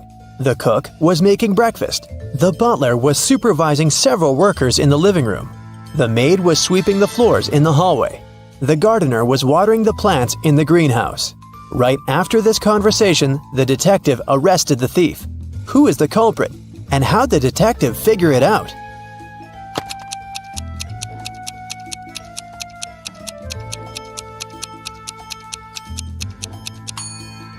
The cook is the thief. He said he'd been preparing breakfast, but the crime happened in the evening. Lily owned a flower store. One day, she got a call from the police. They told her that her shop had been robbed. When she arrived, shards of glass were on the ground near the store, and the pots and plants inside were broken. The police questioned 3 suspects. Jacob, Lily's ex, said, "I was in a hurry and didn't notice that the windows were broken when I was passing by the store. I only realized what had happened when the police called me." Camille, Lily's friend, said, Lily asked me to help her with something in the store. When I arrived, everything had already been broken. I called the police immediately. Matt, Lily's ex-coworker, said, I was walking nearby and I saw someone breaking a window and sneaking into the shop. I left my phone at home, so I ran to the police station. "Can you guess who's lying?"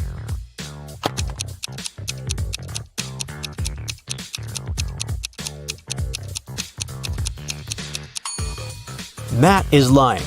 Shards of glass were laying on the ground, which meant that the criminal had to break the window from the inside. Let's take a little break. Now, you need to think fast. Mary's mom has 4 daughters. One daughter is called April, the second is named May, and the third daughter is June. What's the fourth daughter's name?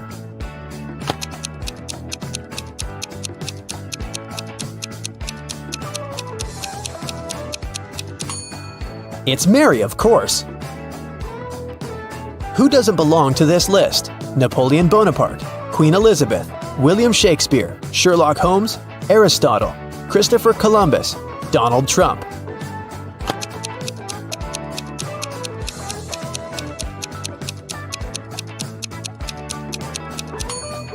Sherlock Holmes. He's the only fictional character on the list.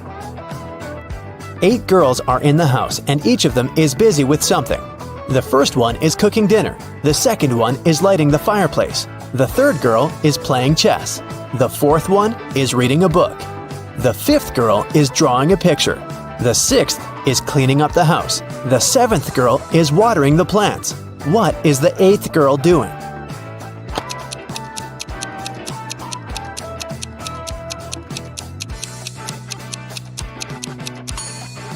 She's playing chess with the third girl. One woman turned 40 in 1850, but in 1860 she was 30 years old. How could this happen?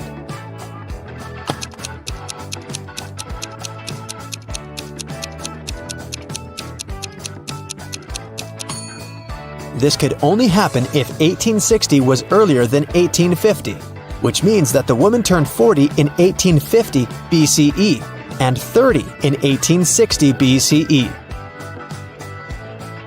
An artist was walking in the park when it suddenly started raining. He had neither a hat nor an umbrella to cover his head.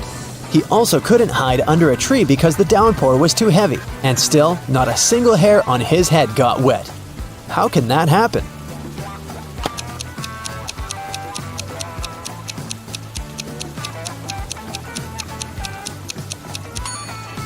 The artist was bald. Now let's get back to our detective riddles. Robert won $1 million in the lottery. He decided not to tell anyone about this, including his wife. At home, he put his money in a safe hidden behind a painting. The next day, the money disappeared. The police invited all the suspects for questioning. Emily, Robert's wife, said, "In the morning, I went to my husband's home to clean up there. The safe was open and there was nothing inside." James, Robert's business partner, said, "Poor Robert, he always wanted to win a lottery. I stayed at home all day and yesterday and watched TV." And Mark, Robert's friend, said, "I was at the gym last night, then I went home. I can't imagine why anyone would do this."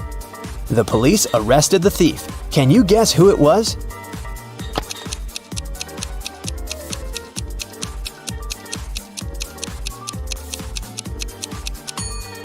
Robert's business partner did this. Robert didn't tell anyone that he'd won the lottery. His wife noticed an empty safe when she entered the office, but she didn't know what was inside. Marina was participating in a figure skating championship. She was a very strong competitor, and many people believed she could win. When the time for a warm-up ran out, all the participants started preparing for the performance. Marina was the first. She was amazing, but suddenly she tripped, fell down, and broke her leg, which made her unable to continue. The investigation revealed that someone had ruined her skates. The police interviewed 3 suspects. Anna said, "I didn't do anything, but I saw Jacqueline and Kate walking into the locker room before Marina's performance. They're the ones who ruined her skates." Jacqueline said, Yes, I indeed went into the locker room to take my things, but I didn't see Kate there. And Kate said, Yeah, that's because I've been practicing in the gym until it was my turn. Besides, Anna is lying. I saw her in the locker room. Can you guess who's lying?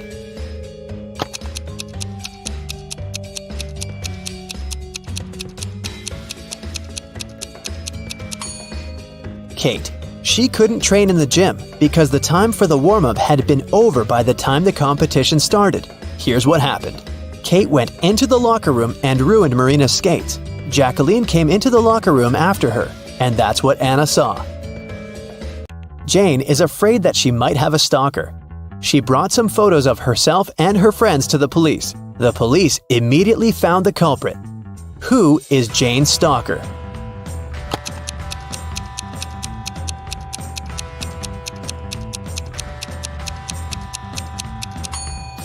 Jane's friend Mike. He's the only one who is present in all the photos, and sometimes he even tries to conceal his identity. The investigation didn't have enough evidence to prove the suspect was guilty.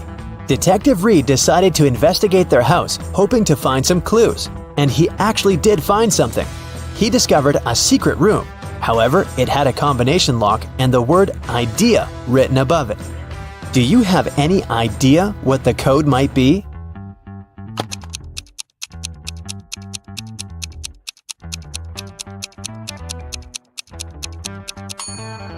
"9451. The code is the number of each of the letters in the alphabet. The door opened to the suspect's secret office. At first glance, there was nothing suspicious inside. A table with a book in the middle, some dusty furniture, and a picture on the wall. The detective examined the painting and found a safe with a 3-digit code behind it. Next to it, there was a note with a hint. P270L7-8. Can you guess what the detective needs to do next?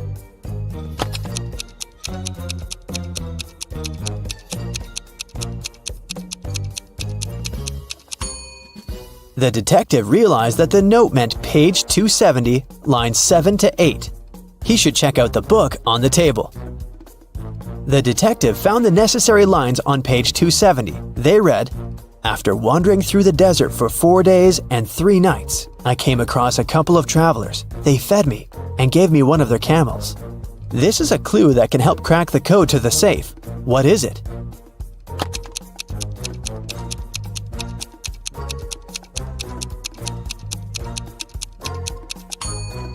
"721. 4 days and 3 nights makes 7. A couple of travelers is 2. And don't forget about 1 camel." The detective opened the safe and found the evidence that proved that the suspect was guilty. In the middle of the night, someone stole a unique artifact from a museum. The museum guard claimed it had been a robber. Detective Reed arrived at the crime scene immediately and questioned the guard. The man said, I was walking around the museum. Suddenly I saw a dark shadow. I called out to them, but they didn't respond." But Detective Reed noticed that something was wrong with this story. Can you guess what it is?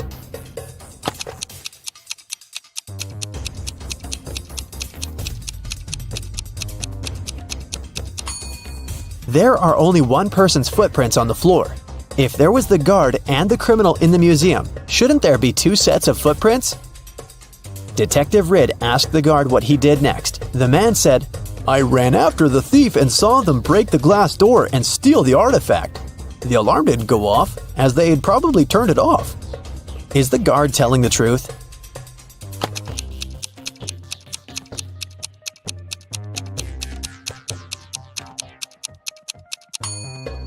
The door is indeed broken, but it's also open. It can only be opened with a key. It looks like someone opened the door to prevent the alarm from going off, and then broke the glass to hide the traces. The detective asked the man what had happened next. The guard said, "I ran up to the criminal and tried to stop them, but they sprayed something in my eyes, and I lost consciousness. When I woke up, I immediately called the police." Is he telling the truth?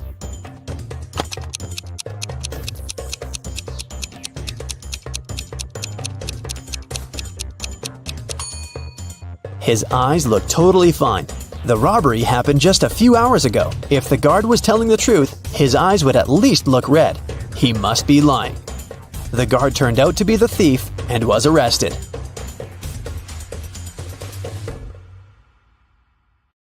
Dennis is a talented architect.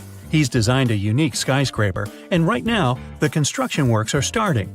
His boss asked Dennis to show around a group of specialists from a competitor company. The only condition was that they weren't allowed to take any photos. Dennis did as he was told, but when the group was going to leave, he asked security to detain one man. The architect claimed he had been taking photos during the tour around the site. How did he understand it?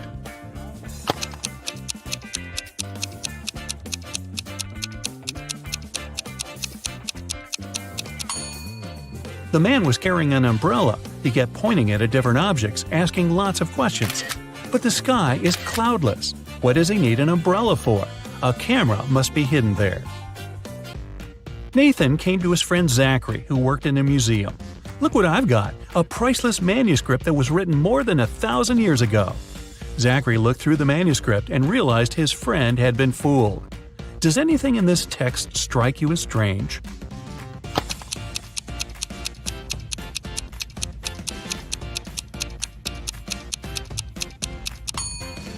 If we talk about the dates before the Common Era, they should be in reverse order.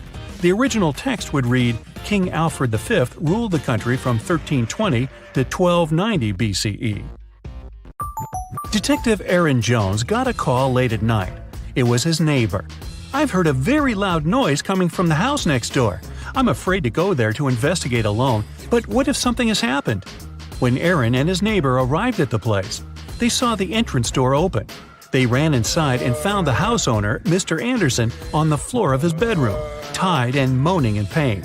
He said he had been in bed reading a book, and then a man in a black mask broke into his room and hit him on the head. Then he tied Mr. Anderson, took all his money and other valuables, and disappeared. Detective Jones didn't believe the man. Why?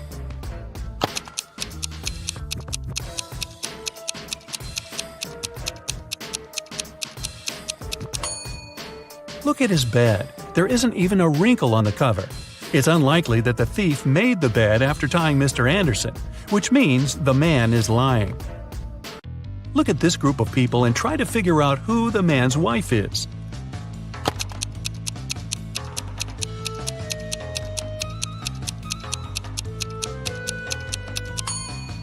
It's the woman in purple. Both she and the biker are wearing matching wedding rings. Joan took part in an experiment, testing her logical thinking and analytical skills. She had to crack riddles to get to the next level. Right now, the girl is locked in a small room. The door will open automatically once she figures out the riddle written on a piece of paper. Which principle is this sequence based on? 8549176320.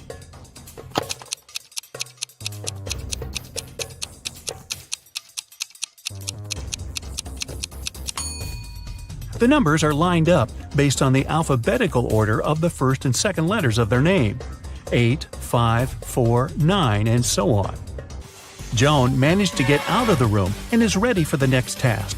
This time, the girl needs to join all the blue points on the screen, but she's allowed to use only 3 lines. How can she do it?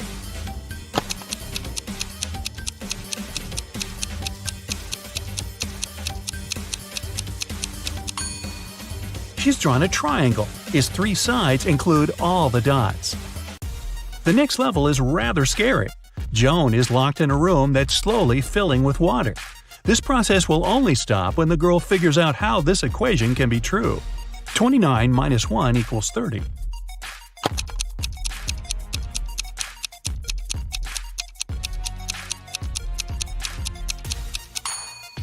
Even under these stressful conditions, Joan managed to crack the puzzle.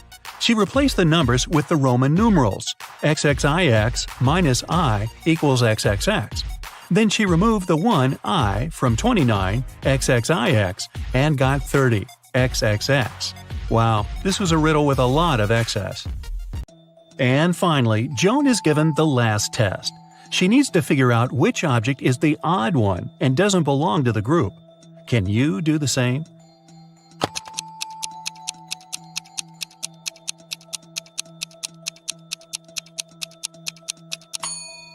It's the first object. It's the only one that doesn't have any individual traits. The second object is uniquely round. The third doesn't have a red line around it. The fourth shape is a different color, and the fifth one is smaller than the rest. Two cars are driving through the city. They both started their journey at the same time.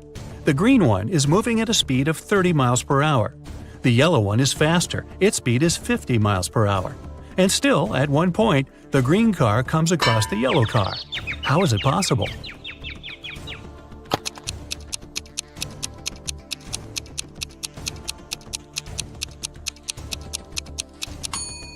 Well, the cars were traveling in opposite directions. Look at this teenager and two women behind his back.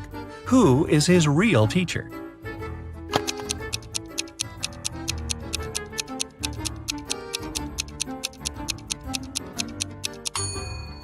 The answer is in the reflection behind their backs.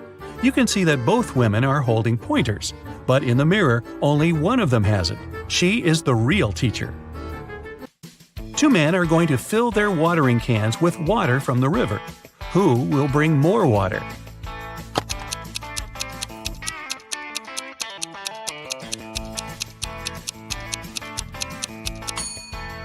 The spout of the older man's watering can is situated lower than the spout of the other man's can, and the level of water can't be higher than the spout. It means the younger man will bring more water. Evelyn wants to visit one unusual restaurant, but to get there, one must know the password. The girl hides around the corner to figure it out. She sees a man come up to the security guard.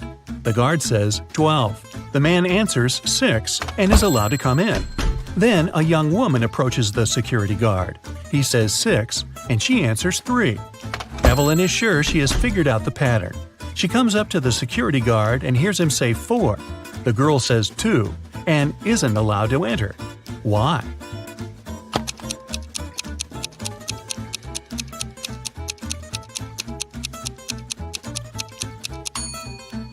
The password is always different. It's the number of letters in the word the security guard says. Like the word 12 has 6 letters. That's why Evelyn should have answered 4. A manager of the most luxurious sea resort in the area called the police. She said someone had stolen a set of very expensive monogrammed bed linen. 3 guests left the hotel that morning: Mr. Sam Taylor, Mrs. Amanda Martin, and Mr. Michael Smith.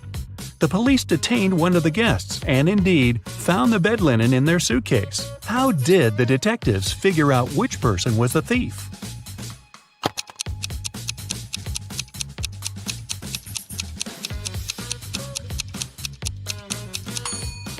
As you can see, the hotel's name is Morning Star. This means the monogram on the bed linen was MS. The only person with the same initials is Mr. Michael Smith. Hannah called her friend, Detective Evelyn Marks, and asked her to come as soon as possible. While the woman was away walking with her dog, someone had gotten into her house and stolen her laptop. Hannah was sure it was her neighbor, Jeremy. Evelyn went to question the man, but he wasn't at home. She decided to wait for him in her car. Soon she saw Jeremy opening his entrance door. "I went fishing early in the morning. Don't you see that I've just come home?" But Hannah didn't believe Jeremy and took him to the police station. Why?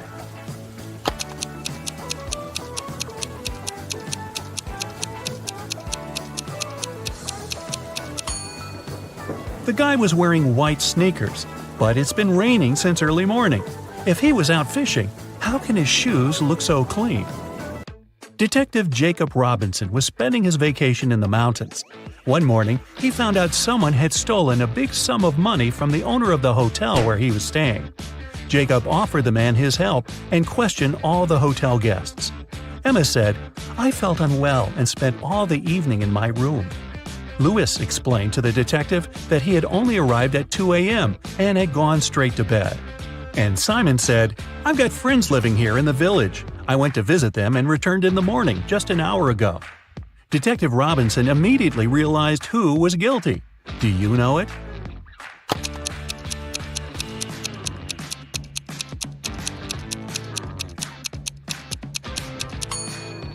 It was Simon. Look at the snow around the hotel. It looks untouched with no footprints whatsoever. Then how did Simon get back from the village? Mrs. Williamson told her daughter Maya she wasn't allowed to see her boyfriend Luke until she prepared for her exam. After that, the woman went shopping. When she was coming back, she spotted Luke, who was walking along the street. When Mrs. Williamson returned home, she immediately realized Maya had seen her boyfriend. How did the woman figure it out?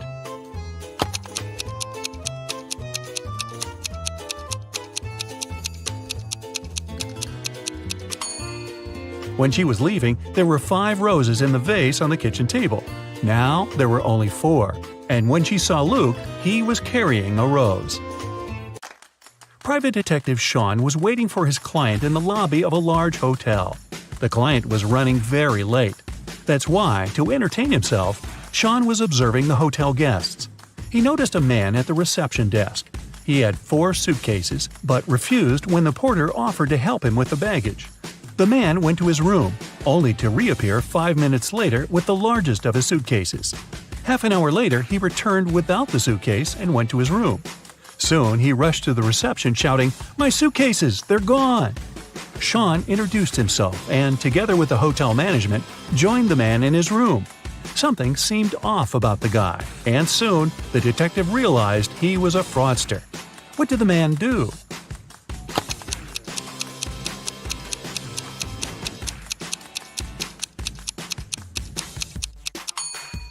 Each of his suitcases was smaller than the previous one.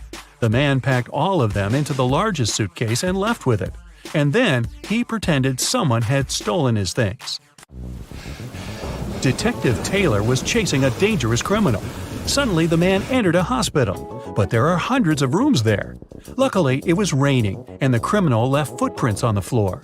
The detective followed them and got into a small room. There were 3 people there. All of them were covered in bandages from head to toe. But one of them was a fake patient. Who?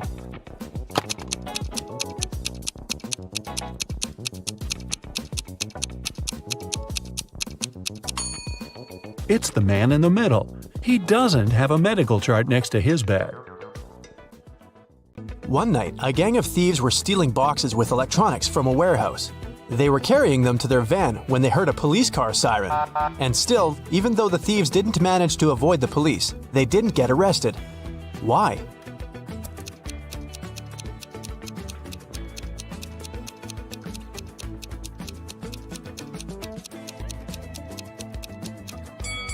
They started to carry the boxes back into the warehouse, pretending to be a late-night delivery. You need to take 2 apples from your garden and bring them to your friend, but she lives on the other bank of the river. To get to her house, you have to cross a bridge. It can hold your weight and the weight of 1 apple. If you try to step on the bridge with 2 apples, it'll collapse into the water, which is swarming with piranhas. What can you do to bring your friend 2 apples if you can only make 1 trip?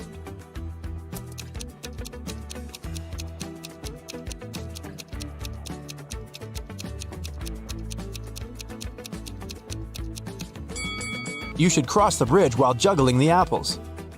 When is 1,893 and 2,548 smaller than 498?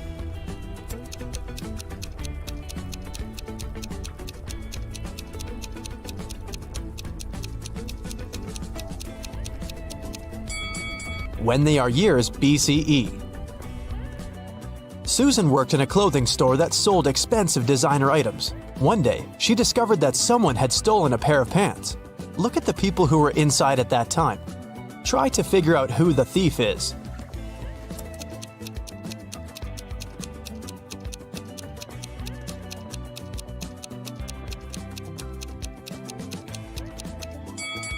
It's the guy on the right. If you look attentively at his legs, you'll see the pants peeping out from under his jeans. A mad researcher caught Eric. He told the man, "I'll let you go if you jump from a 30-foot tall ladder and remain unhurt." Eric thought a bit and did just that. How did he manage to avoid injuries?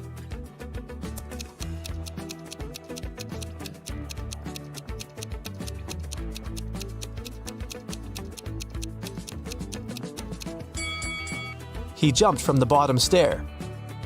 Detective Michael Brown went missing while investigating a tricky case. His friend, Detective Williams, found out that one of their colleagues was behind his disappearance. Williams visited Brown's home, and his friend's wife gave him a note. Michael told me to give it to you if something happened to him. In the note, there were 4 numbers, 2, 8, 6, 7. Williams started to question his colleagues. "I've been away visiting my parents," said Tess. Jack said, "I haven't seen Brown for a couple of days." And Nora replied, "I'm just a trainee. Detective Brown gave me a task and I was busy doing it." Williams thought for a while, looked at the note again, and understood who was guilty.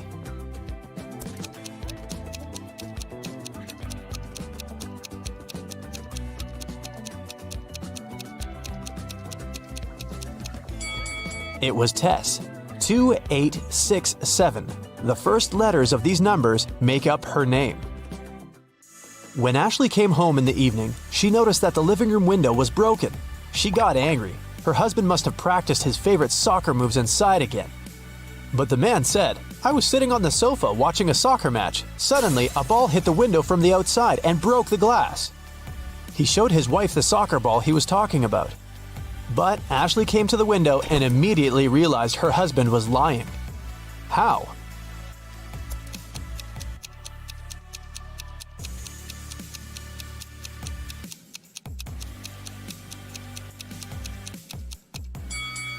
The woman saw that the glass was on the ground outside the house. But if someone outside had kicked the ball and it had broken the glass, the shards would be inside the room. 3 tortoises are having a walk in the park. One of them says, "2 tortoises are following me." The second tortoise says, "1 tortoise is moving in front of me and 1 is behind me." And the third tortoise says, "2 tortoises are traveling in front of me and 1 is behind me." How is it possible?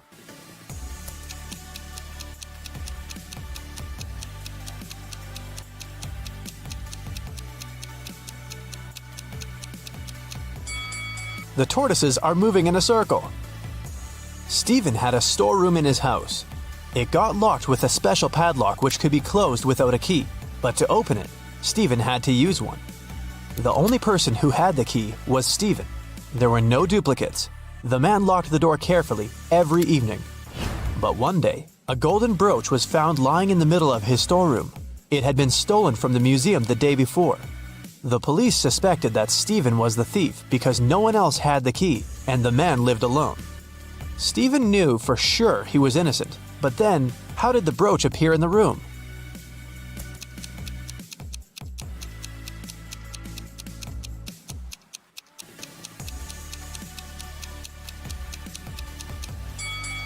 While Stephen was in the storeroom, the real criminal changed the padlock. Stephen didn't need the key to lock it. That's why he didn't realize the padlock had been changed. Later, the thief opened the lock with his own key and left the brooch inside the room. Look at these 2 detectives standing on a wooden board. Which of them is smarter?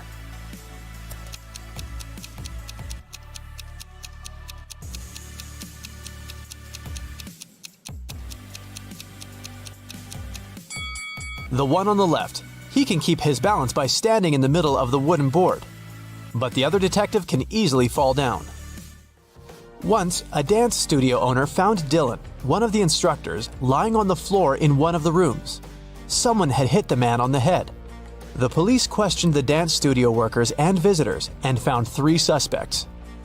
Chloe, a regular, said she hadn't visited the studio for several days. She had a couple days off and spent them sunbathing on the beach. Ethan, another instructor, told the police his friend had called him and asked for help. That's why he had left the studio before Dylan came to work. Layla, Dylan's girlfriend, told the police they had quarreled earlier in the morning, but after that, she didn't see Dylan. The police officers understood right away who was behind the attack.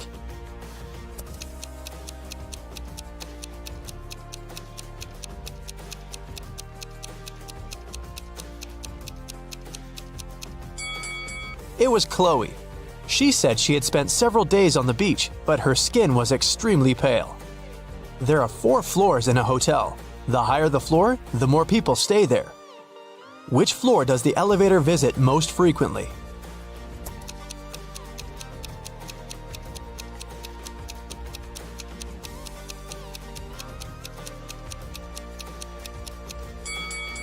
The first floor. People from all the floors go there. A billionaire's wife called the police at 8 a.m. on Sunday morning. She said she found her husband unconscious in his study. A baseball bat was lying next to him on the floor. The police questioned everyone who lived in the house. The wife said she had been away, buying her husband a present for their 10th wedding anniversary. The driver said he had left the evening before. He went to his parents' house because they needed some help. And the cook said he'd been preparing breakfast since 6 a.m. and hadn't left the kitchen. Who's lying?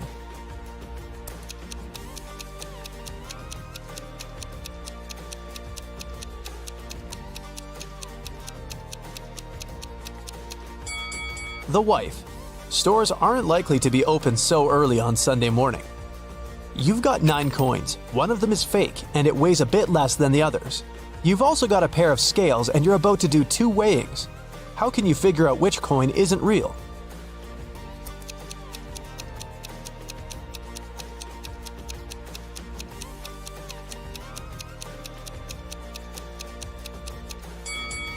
The first weighing. 3 coins and 3 coins. If one of these piles weighs less, the fake coin is there. If they have the same weight, the fake coin is in the third pile. The second weighing, take 2 coins out of the pile with the smallest weight. The lighter one is fake. If their weight is equal, the fake coin is the third one. Kevin woke up in a hospital. He only remembered his name and nothing else. A doctor came in to check on the guy. He said 3 young women were waiting to see Kevin. The women came in. Strangely, each of them had claimed she was the guy's sister. Only one of them is telling the truth. Who is it?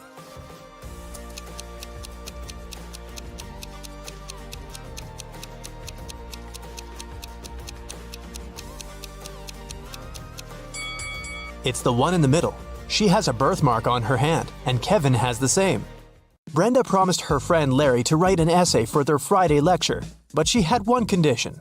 I'll help you if you increase 86 by 12 without adding anything to this number.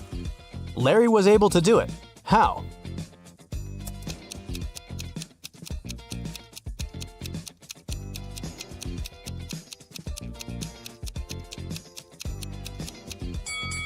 He wrote 86 on a piece of paper, turned it upside down, and he got 98. You're at home when your friends suddenly drop by. In your fridge, you only have a bottle of soda, some orange juice, and a bottle of water. What will you open first?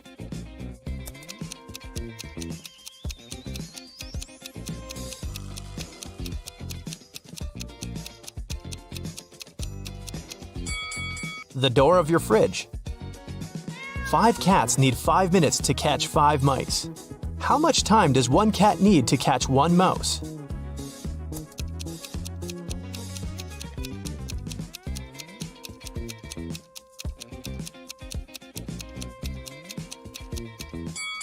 The same time, 5 minutes. Amanda was going through a deserted park when someone hit her on the head. When she recovered, her bag, along with her phone, money, and documents were gone. There were no people around except for one elderly lady. Amanda rushed towards her, explained the situation, and asked to call the police. The lady told her not to worry and started to press 911 on her phone. After talking for a minute, she said, "They're going to be here in no time." As soon as Amanda heard these words, she sprinted off. Why?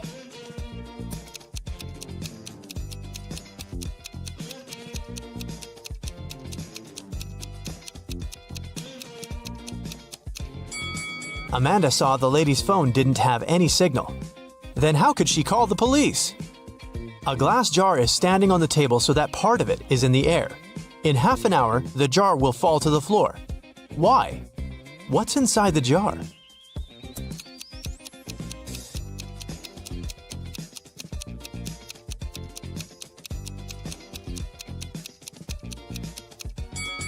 Inside the jar, there's some ice, but its weight is distributed in such a way that the jar is balanced.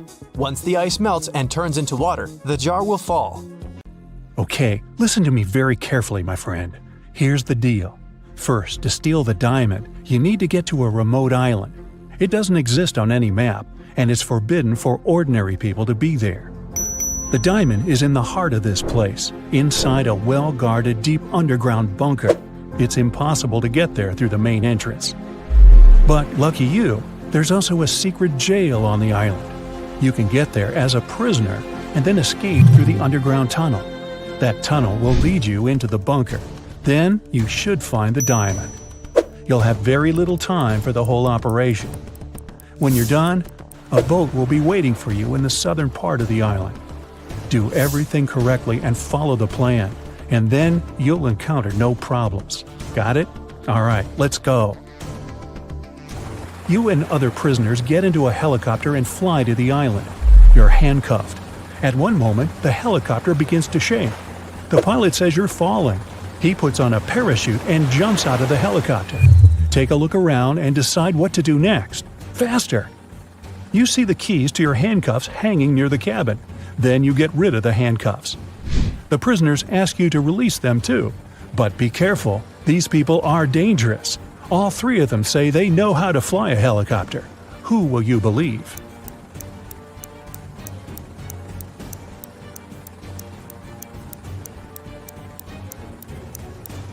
That guy with a tattoo with a helicopter on his leg. Maybe he's a good pilot. You remove his handcuffs and he admits he has lied. None of these people knows how to fly a helicopter. There's only one parachute left. The prisoner pushes you to the side, grabs the parachute, and jumps out of the falling helicopter. You decide to release the other prisoners too. What will you do next? Jump without a parachute? Try to land the helicopter on your own?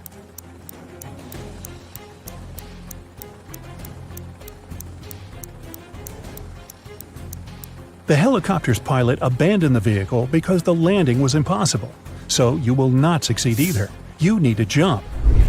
You have been flying over the ocean, remember? Also, the helicopter is falling, so the height isn't that great.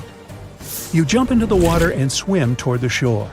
Suddenly, you notice a shark's fin. It's quickly approaching you. What are you going to do? A. Try to swim to the shore as fast as possible. B. Don't swim anywhere and just float in the water.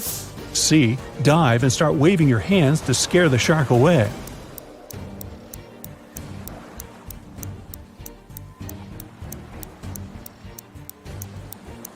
You need to stop. If you start swimming away, the shark will begin chasing you. Breathe in a lot of air and try not to make unnecessary movements. The shark will leave soon. But if it attacks, you'll have to attack back. Its gills and eyes are the animal's weak spots. Fortunately, the shark doesn't charge at you. It swims away, and you get to the shore safely. The island's guards are running out of the jungle. One of the prisoners who was with you in the helicopter is hiding in the bushes and invites you to join him. Where will you go?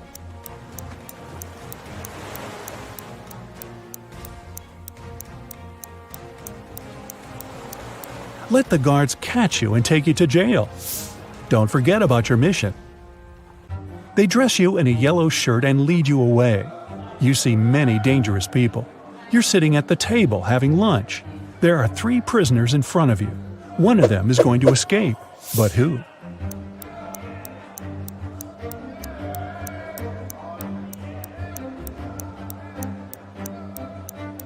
That man with a book.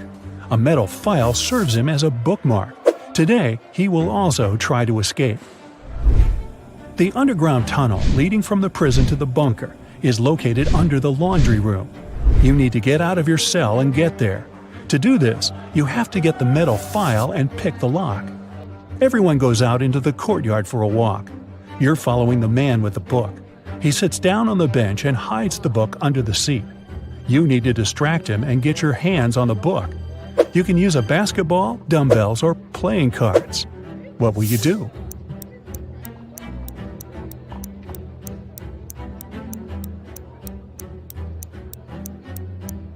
You can offer to work out with the dumbbells or play cards, but it will be difficult for you to get out of his sight.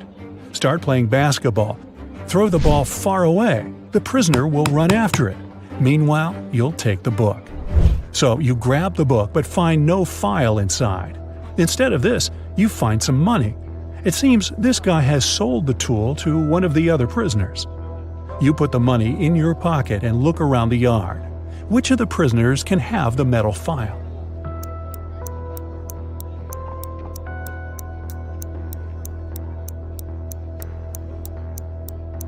That guy is pressing his fingers to the sleeve of his shirt. Apparently, he's hiding the tool there. You're about to approach him, but one of the prisoners starts a fight. The guards are trying to prevent a riot. In all this chaos, someone hits you on the head and you lose consciousness. You wake up in a hospital ward. Oh no! You have almost no time left. The doors are locked. Several security guards are walking around. How can you get into the laundry room?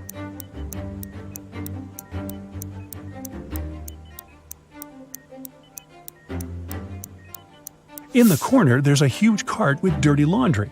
Hide in there, and they'll take you to where you need to go. You hide among the dirty sheets. The cleaner takes the cart and transports you to the laundry room. He throws the linen into the washing machine and notices you. The cleaner is going to scream and call the guards. What will you do?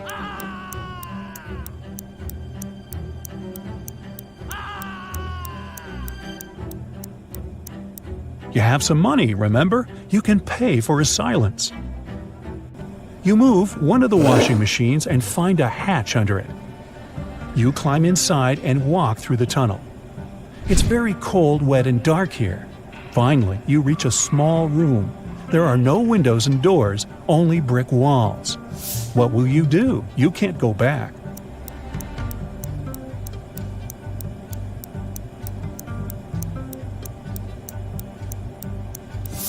Among all these bricks, there's one sticking out of the wall. Try to push it. It worked. A secret door opens, and you step inside. You go down and find yourself in front of another iron door. You notice an oxygen tank with a mask lying nearby.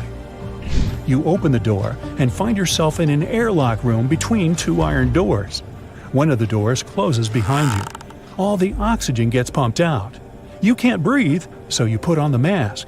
The second iron door opens, and you go inside. You see 3 tunnels. The first tunnel is filled with moving axes, blades, and other traps. High-voltage electric discharges flicker in the second tunnel. The third tunnel is burning with a bright flame. One of the threats is an illusion. Which tunnel will you choose?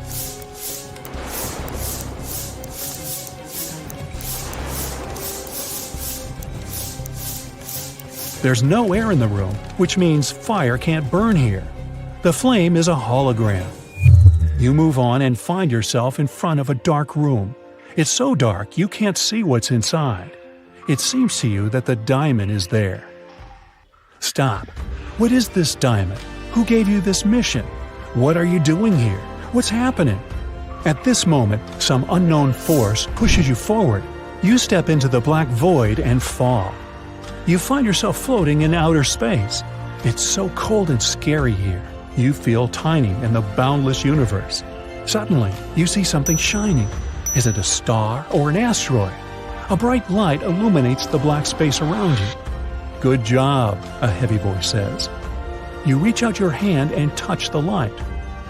At this moment, at a great speed, you start flying back through space and time. You're falling fast and land in a dirty room. Frightened, you get up and open the door. Oh, yes, sunlight. You finally get out of the bunker and find yourself on the island. There are 2 paths in front of you. One leads to the south, the other to the north. Which one will you choose?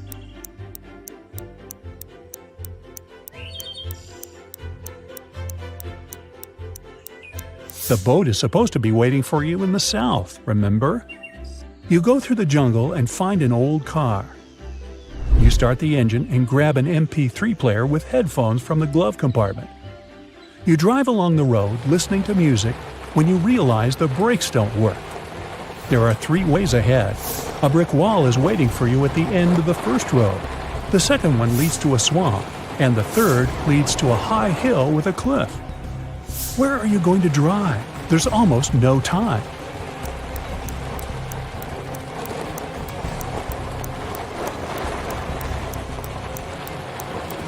Release the gas pedal and drive up the hill. The car will start slowing down, and soon you'll be able to get out of it. You go through the jungle and find yourself on the shore. There's an old motorboat on the sand. You push it into the water, start the engine, and get in. After traveling for some time, you see rocks with shipwrecks next to them. You slow down and hear beautiful singing coming from the rocks. The singing is beckoning, and you direct your boat right toward the rocks. You're quickly approaching the place and can do nothing to stop the inevitable. What will you do?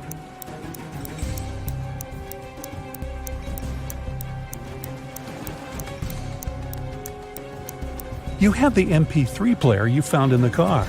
You put on the headphones, turn on cool epic music, and travel away. Like every morning, Daphne went to her favorite local cafe to get her coffee and breakfast sandwich. She left the cafe after she'd paid. A few minutes later, she returned, looking anxious, because she had forgotten her wallet. Strangely, it was nowhere to be found. She called the police to report the incident. Nobody had left the store, so the thief was still there when the officer arrived. He started questioning everyone. Jenny, the cashier, said that Daphne was a regular customer and she had known her for a long time. So, she would never steal her wallet, and she didn't see it after Daphne had paid. Andre was a tourist visiting the city for the first time. He said he'd come to the cafe because he'd wanted to try their famous muffins.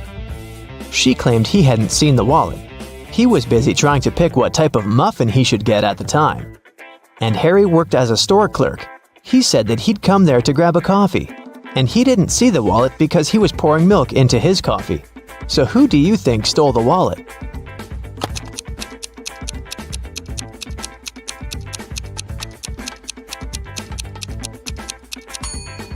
It was Harry, the store clerk, or should I say Harold. Do you see his name tag? He lied about his name when he ordered his drink.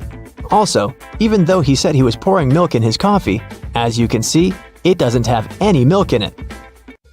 Jessica was an aspiring actor, and she had a big musical theater audition that day.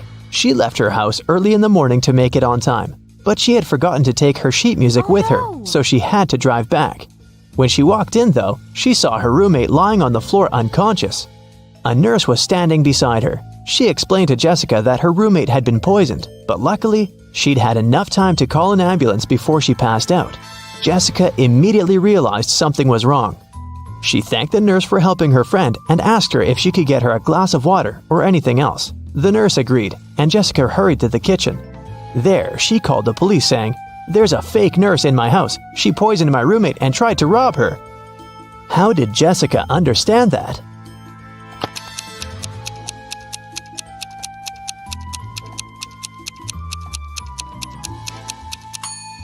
When she arrived at the house, there was no ambulance car in the driveway or in the street. And it's not like paramedics started using Uber.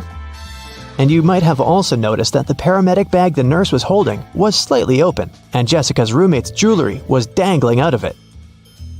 Anna and Catherine are both influencers, but take a look at the latest photos they posted. Which of these ladies do you think is richer?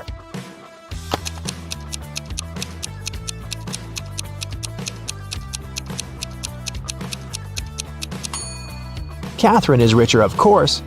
Just look at the number of likes on her photo. She has 27,907 likes. Anna, on the other hand, has 9,837, which means that Catherine has way more followers and must be earning millions. Annie managed to buy presents for everyone except her dad. She knew what everyone wanted, but her dad was kind of secretive and not the talking type. He was also not great with technology and never bought anything online, so there was no way she could sneak into her dad's computer and check the saved items in his shopping cart. But he always liked to make lists in his little notebook, and Annie was sure she might be able to find a wish list there. So she sneaked into her father's office one day to look for the notebook.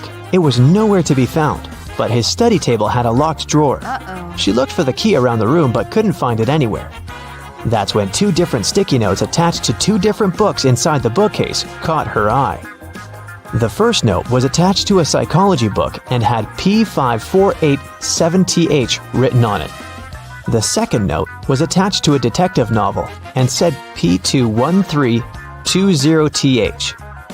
Annie immediately knew what the notes meant. Can you guess what she had to do?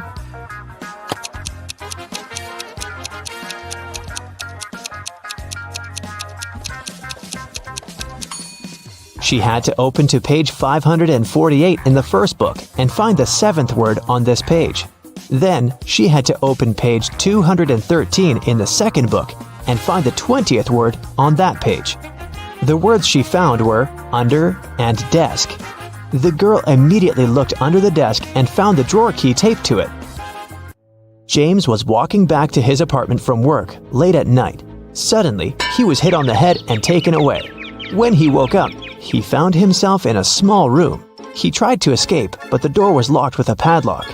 James tried to look for the key, but there was nothing in there but a window with strange-looking metal bars.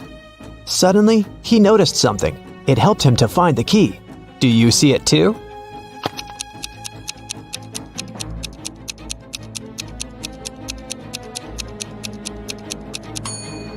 One of the metal bars is different from the others. That one is the key. Giselle was camping in the forest during a night when the moon was full. After midnight, when she was making s'mores by a fire, she heard a loud howl. There was a werewolf in the forest, and it managed to find Giselle's tent because it smelled of food there. Thankfully, Giselle was not in her tent anymore when the werewolf arrived because she had already run away. Hiding behind a tree, she watched the creature eat her s'mores and tear up the tent. When the werewolf left before sunrise, the girl returned to her tent, but everything was ruined. There was no more food or water left. Her cell phone had run out of battery, so she couldn't call anyone. She started wandering through the forest, and soon she came upon a witch's house. When she walked in, she saw the witch and another lady. Giselle asked the witch if she could send her home. The witch agreed to help her on one condition. She would only send Giselle home if she guessed her sister's name. If not, she would turn her into a frog. Giselle knew the answer, but how?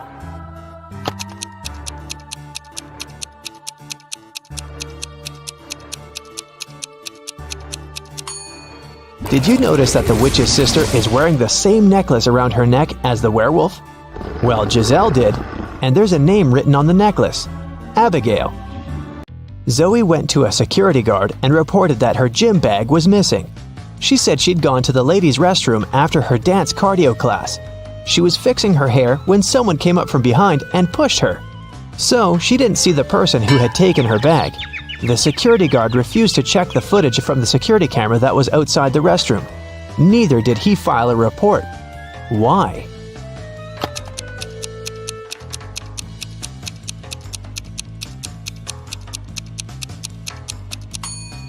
Zoe said she was fixing her hair, so she must have been looking in the mirror. If she was telling the truth about someone sneaking up from behind, she would have definitely seen their reflection. So, Zoe probably lied so that she could sue them. Luckily, the security guard was super smart. Several women went missing in a small town. James Darcy and his police team had been searching for months, but they couldn't find the place where the women were kept. One day, when Sandra was jogging, she decided to use another route to get home. As she was passing an old cabin, she heard screams coming from its basement. She immediately called James Darcy to report it. James and his team arrived at the place and busted in. They found there 3 women. They all said that they had been locked in the basement for months, but James knew one of them was lying. The first woman said that her name was Tammy and that she had spent almost 8 months in the basement. The second woman claimed that her name was Hannah and that she had been there for almost 5 months. The third woman told him that her name was Allison and that she had stayed there for about 3 months. Can you tell who the liar is?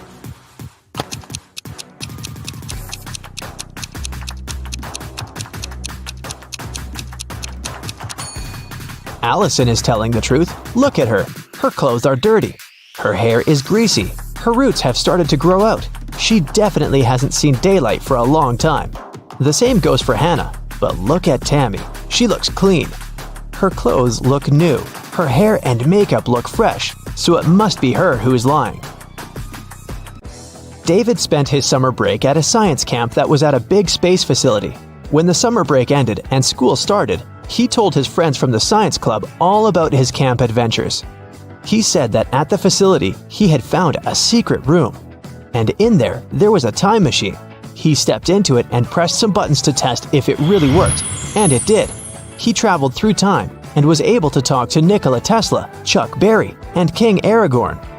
But one of his friends immediately called him out for lying. How did he know that David made up this whole thing?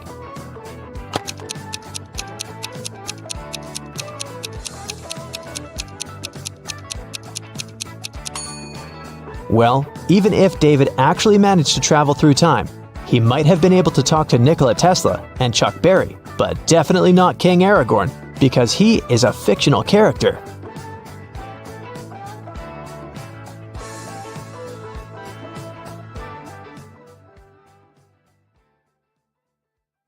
The king of one country was holding a feast where he invited all his friends. Guests gathered in the great hall. But before the celebration began, one of the courtiers informed the king that all the drinks were poisoned.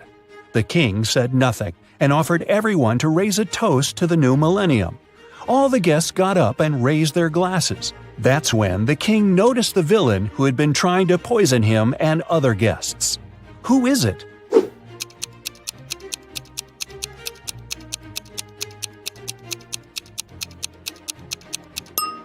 The guy over there is holding an empty glass. He knows the drinks are poisoned, so he hasn't poured anything in his glass. Once, on a cold winter night, someone stole jewelry from a famous singer's house. The thief didn't manage to run far away because a police car was passing by. The burglar hid the bag with the jewelry in the snow and disappeared into the crowd. Detective Anderson managed to catch 2 suspects. Look at them and try to guess who robbed the singer.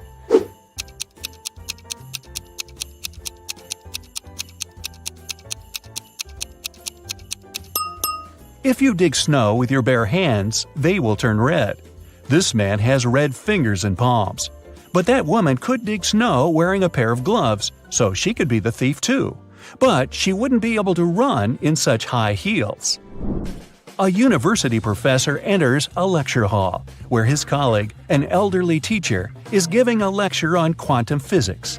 He's drawing formulas on the board, and his students are using their laptops to take notes. The professor knows that one of these students is sleeping. He starts walking around the room, stopping behind each of them in turn. Who's dreaming right now?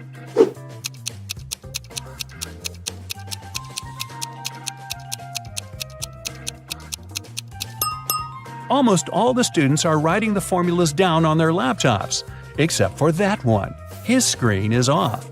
That's because he's fallen asleep. Detective Anderson is chasing a robber dressed in a tuxedo. Suddenly, the criminal runs inside a huge hall. All people there are formally dressed. Help Detective Anderson find the suspect among them.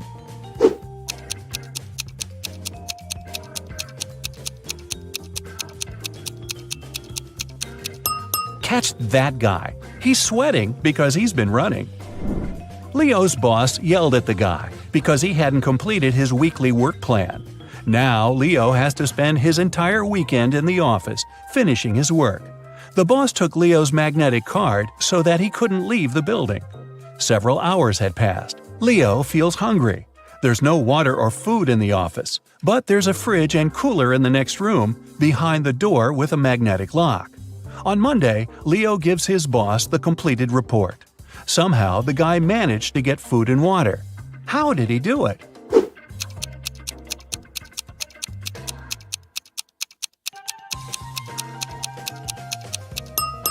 Leo just went to the refrigerator and got himself some food. No one said the door with the magnetic lock had been locked. Mike wakes up in the back seat of a racing car. The engine is roaring, the wind is blowing in Mike's face. There's no one at the wheel, and a cliff is straight ahead. Michael's hands are tied. He jumps out of the car without hesitation and lands on the asphalt. Surprisingly, he doesn't get a single scratch. How is this possible?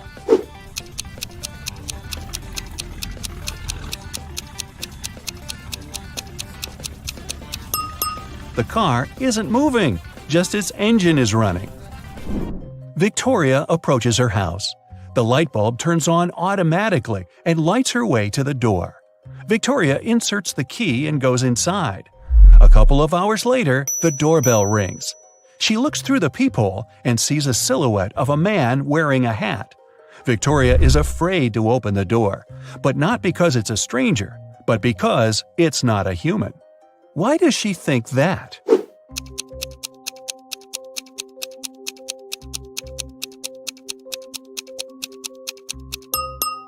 The light sensor didn't work, so there's no physical body outside. There's a huge airplane hangar on the edge of the desert. Pilot Tyler steps inside and notices a cat sleeping near the ceiling on one of the beams. Tyler decides to save it. There are no stairs and nothing else that can be used to get there.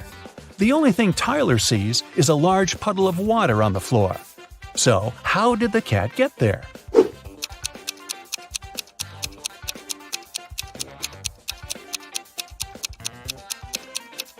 There was a pyramid of ice cubes. The cat climbed to the top of it and reached the ceiling. Then the ice melted and left the puddle. Margaret, Rachel, and Diana are walking down the street, sharing their plans for the weekend. The girls look rich, but only one of them has a lot of money. Who is it?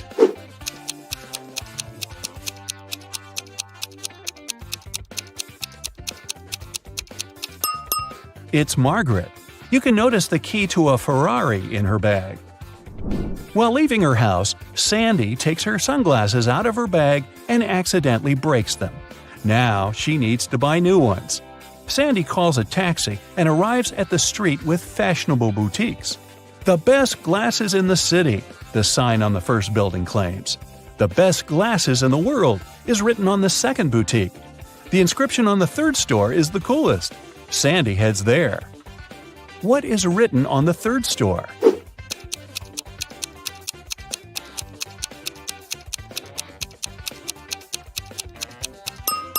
The best glasses in this street. Johnny is going through his bills. $50 for electricity, $39 for water, $70 for a bag, $448 for a new phone, $52 for dinner at a restaurant, $589 for a computer, $637 for a room in an expensive hotel.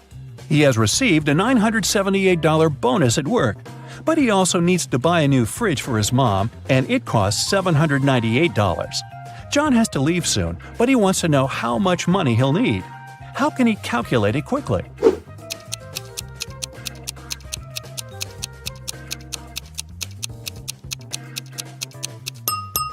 He should use the calculator app on his phone. The simplest answer is often the right one. Detective Anderson investigates the case of missing purebred puppies.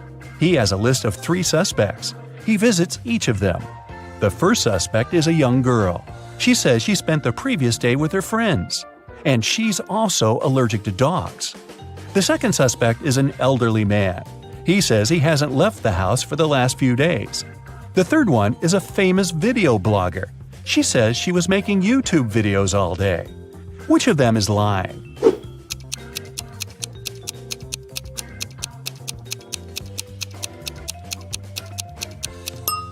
The first girl. She says she's allergic to dogs, but there's a bowl and some dog food in her kitchen. Peter works as a top manager at a huge insurance company. Today, his boss ordered him to fire 3 employees. Peter doesn't want to get rid of someone just like that, so he comes up with a test.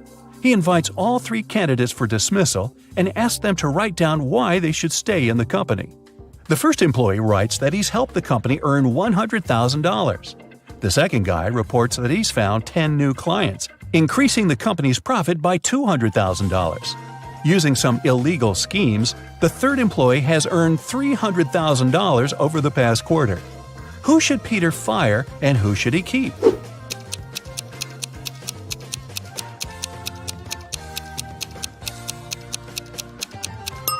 Actually, he got the order to fire 3 people, remember? The test was pointless. A train finally leaves the station. The conductor starts checking the tickets. 2 passengers, Mickey and Anya, hand him 2 tickets for the same seat. There must be something wrong here, because only one passenger can buy a ticket for a particular seat. The first ticket belongs to Mickey Jones. The seat is 7B. Anya Roy is written on the second ticket. The seat is 7B. Who should sit in this place?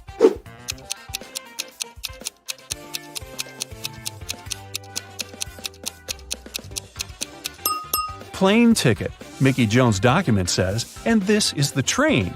The place belongs to Anya. Joe goes to the gym every day. He lifts heavy weights and works with the biggest barbells. He has achieved great results. One day, a skinny guy comes to the gym. He has never done sports in his life. He approaches the heaviest dumbbells and lifts them easily. Joe can't believe his eyes. He's been working for 10 years to begin lifting such weights. How did the newbie manage it? It seems impossible.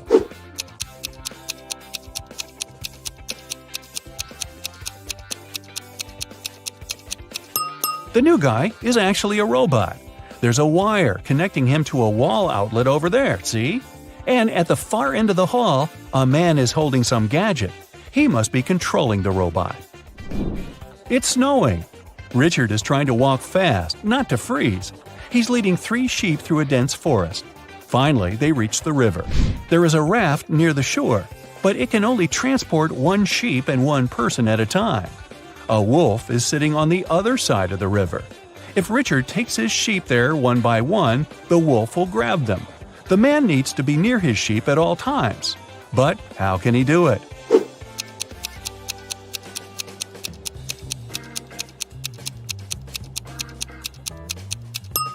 It's winter, and the river is frozen. Louis returns home after sunbathing on a beach. He turns on the stove to make an omelet. Sometime later, while he's having breakfast, someone knocks on his door.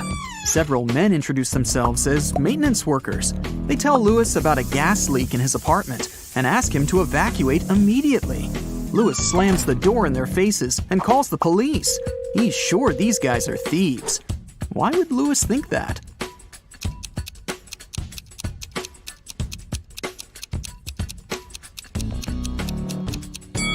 He fried his eggs on the electric stove, not a gas one.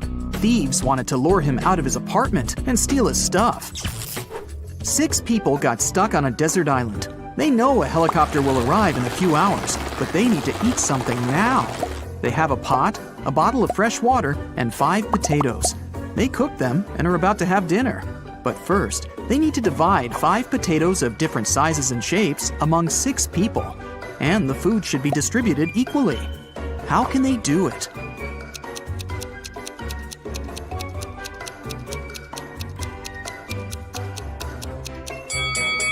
Easy. They should just prepare mashed potatoes. One famous film director loved it when people spoke about him, even if it was something negative. Once, he made a terrible movie. The man wanted people to hate it. Critics and viewers called his movie bad, unacceptable, ridiculous, and embarrassing every day. And the director enjoyed it. A couple of years later, in an interview, he asked a journalist, "So, what do you think about my latest movie?"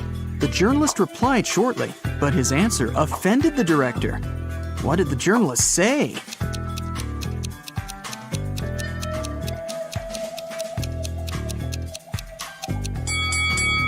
I don't remember it.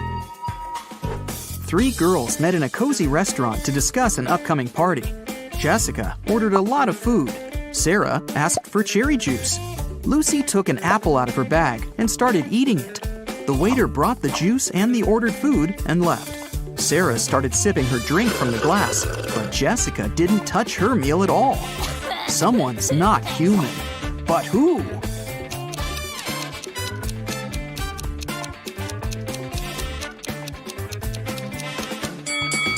It's the waiter. Did you see that his hands were covered with scales and his pupils looked like those of a snake? A traveler is walking through a dense Amazon jungle. He's looking for a unique artifact that once belonged to an ancient tribe. If his mission is successful, he'll sell his find for millions of dollars. He comes out of the jungle into a wide clearing and sees 2 caves. They're both filled with traps, but only one of them contains the treasure. The traveler's sure he'll be able to deal with all the dangers, but only if he chooses the right cave. Which cave should he opt for?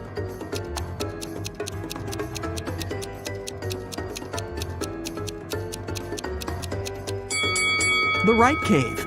See, the entrance is overgrown with cobwebs. This means that no one's been there for a very long time. All the other treasure hunters entered the left cave, and they never came back. Mark's friends invited him to a picnic.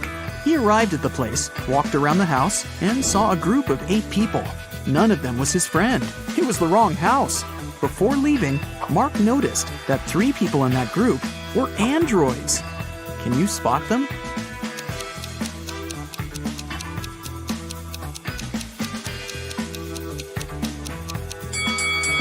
That guy is pouring a drink from a gasoline container. Smoke is coming out of this elderly lady's head because of a short circuit. And this girl is charging her phone through a cable connected to her neck. After a shipwreck, Jack found himself on a desert island. He built a raft and equipped it with small sails that he took from the ruined ship. Jack couldn't sail far from the shore because there was no wind. A few days later, he noticed a ship. It was approaching the island, but its wind-filled sails were facing the opposite direction. According to the laws of physics, it should be sailing away from the island. Besides, there was no wind. So how is it possible that the ship was getting closer to the shore?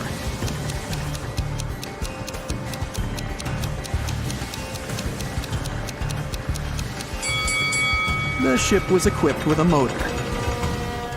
Richard is walking through the forest barefoot because some monkeys have stolen his shoes. He's cold and hungry. Fortunately, he spots a hut. Smoke is coming out of the chimney, and light is shining through the windows. 3 paths lead to the house. The first is covered with red-hot coals, and there are loads of rusty nails on the second one. And the third path is littered with broken glass. Yikes! Which way should Richard choose?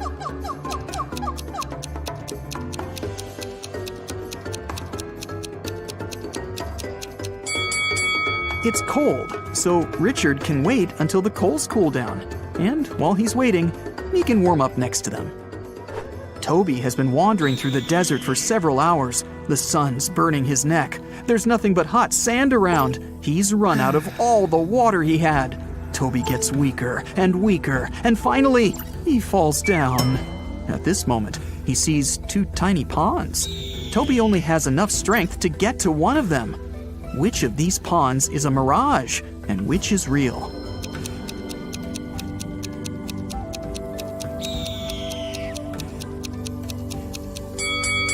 The left pond is real.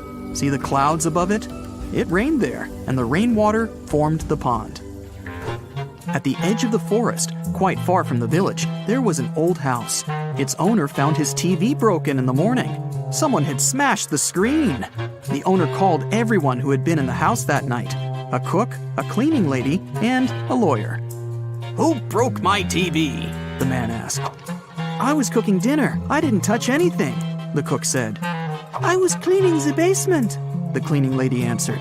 "I was upstairs. I spent the whole night studying the documents," the lawyer replied. One of them is lying. Who is it?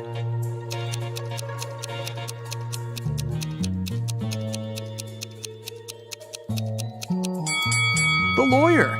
He said he was upstairs, but it's a 1-story house. He couldn't be studying the documents on the roof all night. Tom has lost his car keys. He's searched every corner in every room, but hasn't found them. The guy goes to the farthest room, looks at the floor, and realizes the keys are hanging on the chandelier. How does Tom know that?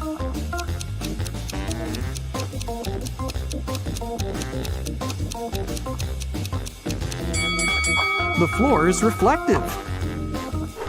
An elderly philosophy teacher began an exam. His students were sitting in their seats, listening to him. Here's a task for you. Prove that everything that happens around me is real, and I'm not sleeping. Whoever writes the most convincing proof will get the highest points. The students had been writing for several hours, but almost no one got a good grade, except for one girl. She wrote an essay consisting of several words. What did she put on paper?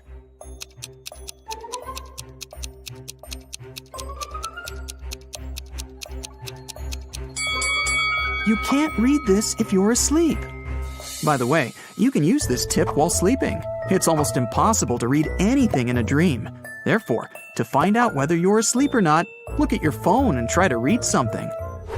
There was an old haunted house in town.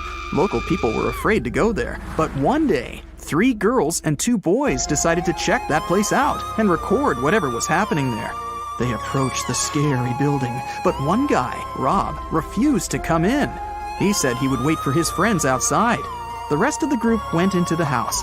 Rob was nervous. After waiting for them for a few minutes, he was ready to call someone for help. But all 4 girls and 1 boy returned at this moment. Rob realized there were ghosts in the house and ran away from there. How did he know that?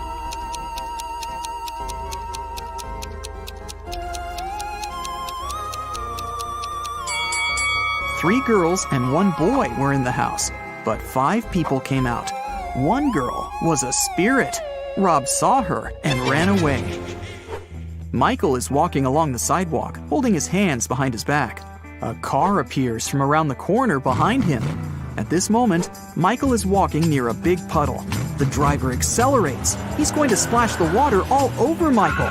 But at the last moment, he suddenly slows down and drives around the puddle. Why didn't he drench Michael?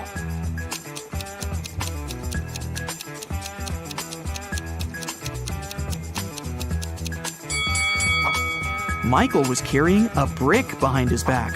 The driver was afraid that Michael would throw it at his car, so he didn't drive over the puddle. Alexandra is walking around an old castle. There are lots of portraits of kings and queens on the walls. The corridor is lit by candles. Alexandra goes down to the first floor, where several people are dancing. The girl feels as if she has somehow traveled to the previous century. But wait a minute, this is all fake. How did the girl understand that?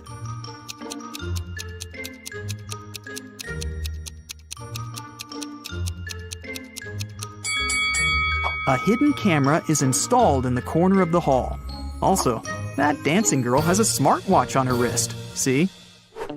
It's morning. Bob leaves his house and goes to the beach. The sun is peeking over the horizon. The sea is calm. There's no wind. Bob sits down on the sand, closes his eyes, and begins to meditate. Several people come up to Bob and sit down next to him to meditate too. Bob opens his eyes, sees them, and realizes that something's wrong with these people. But what?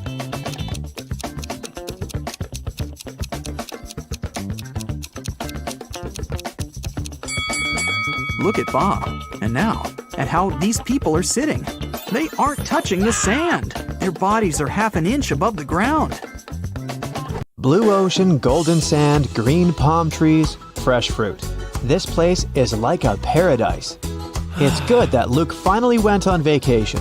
He's sunbathing, drinking cocktails, and enjoying life. Such a perfect day. Maybe too perfect. Luke's smile disappears. Nothing is real. 2 signs indicate that Luke is dreaming right now. What are these signs?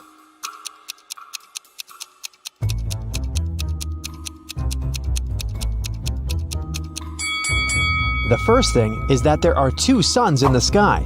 The second sign is that the ocean has no waves. Luke gets scared. He realizes he's sleeping. At this moment, a giant kraken comes out of the ocean. It stretches huge tentacles towards Luke and screams out like a siren. How can Luke escape from it? Where should he run?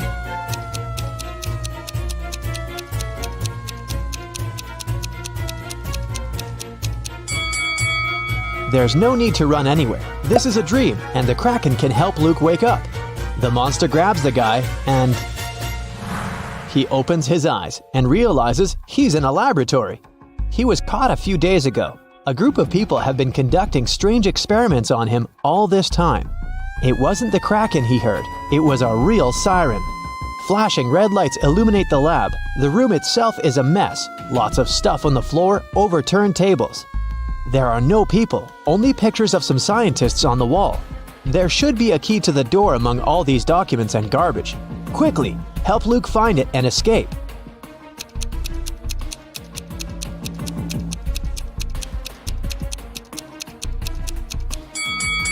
And the key is hidden, not here.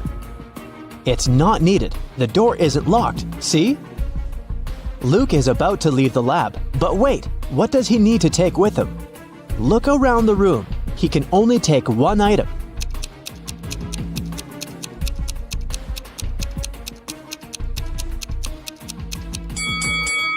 Luke should opt for the shoes. They're going to be useful outside. Luke puts on a pair of boots and gets out of the lab. He's in a long corridor. He sees several guards ahead. They start chasing after him. Luke runs away in the opposite direction. There are 3 ways in front of him. One corridor is filled with toxic gases. The second way is a bottomless dark abyss. The third corridor is so hot that the walls are glowing red. What should Luke choose?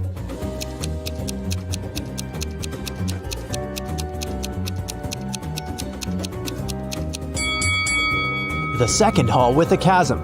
See how the light gets reflected from the abyss? This means there's a glass floor covering it, and Luke can walk on it. Luke runs through the second hall and finds himself trapped. Several guards are standing there and everyone is looking at him. It seems like there's no chance of getting out, but wait a minute, the guards are not dangerous. Why?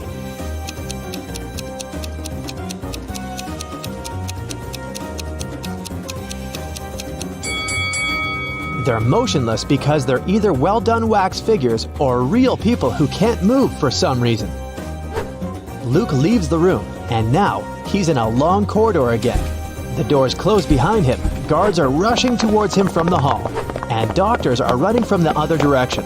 What should Luke do? Hurry up, help the guy before they notice him.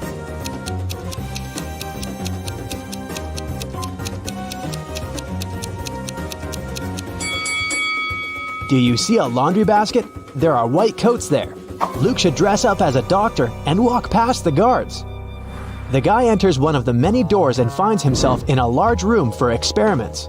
This is where they keep their test subjects. There are several locked cells with people sitting inside. They ask Luke to release them. Unfortunately, he can only free one prisoner. But who? A werewolf is locked in that cell. An electrical human is in another. A seemingly ordinary girl is locked in the third one. In the furthest cage, there's a guy with a shark's mouth.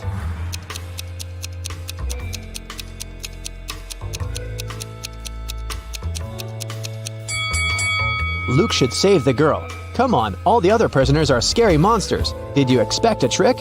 Sometimes the simplest answer is the right one. Luke opens the cell. The girl's name is Jessie, but she doesn't want to go with Luke. She doesn't believe him. Why?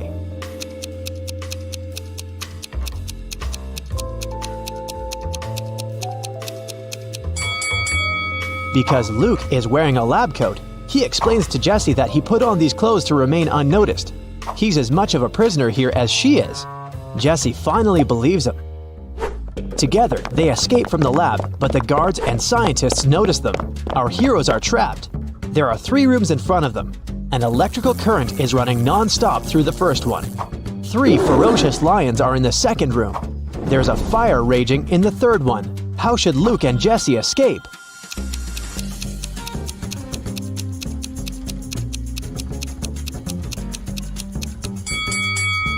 They don't have to enter any of these rooms. In the corridor above them, there is an open ventilation hatch. These guys should help each other get in there. They crawl through the vent for a few minutes. Finally, they reach the elevators. But the heads of 2 creatures have got stuck in the elevator doors. One of them is a werewolf. The other is a zombie. Jessie and Luke can only save one of them. Who will survive without their help?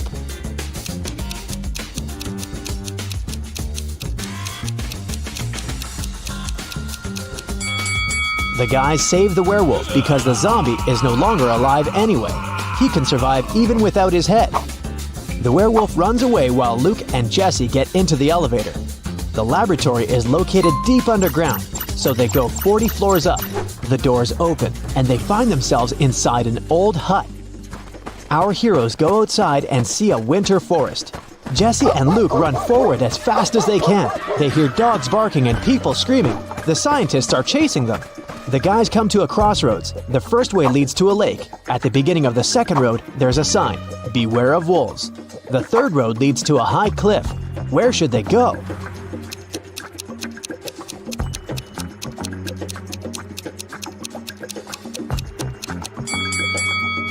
It's winter now, so the lake is frozen. Luke and Jessie run across the lake and find themselves in a clearing. 2 guys are standing there. Both of them seem normal. They ask Luke and Jessie if they can come along. Luke feels that one of the guys is not who he claims to be. How can he figure out which one it is?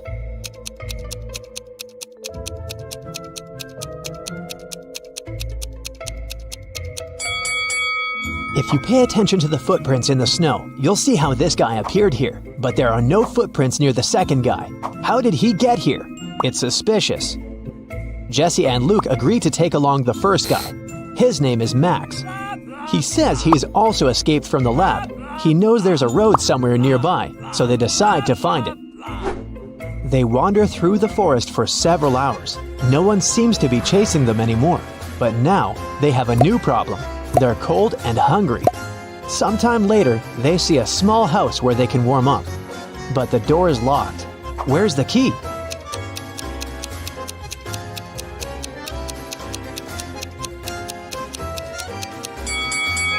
See this scarecrow next to the forest? The key is in its hand. The guys open the door and find food and clothes. They rest, eat, and get warmer. Soon, they're ready to set off. There's an old car in the backyard. There's even some gasoline in its tank. But when Luke is driving it out of the yard, the car runs over a nail. The tire is punctured. Now they have to walk again. It's getting darker and colder. Despite warm clothes, our guys start freezing. How can our heroes keep warm?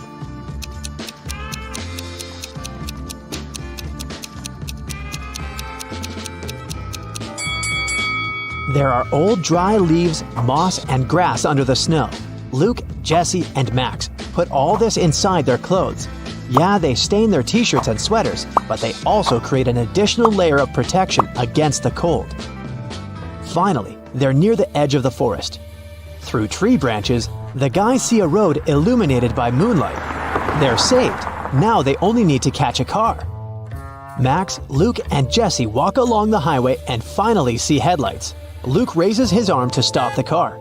A small pickup truck is slowing down. The driver rolls down the window and asks if the guys need help. Jesse quickly tells him everything that has happened to them.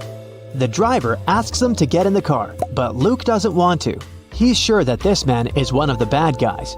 How has Luke figured it out?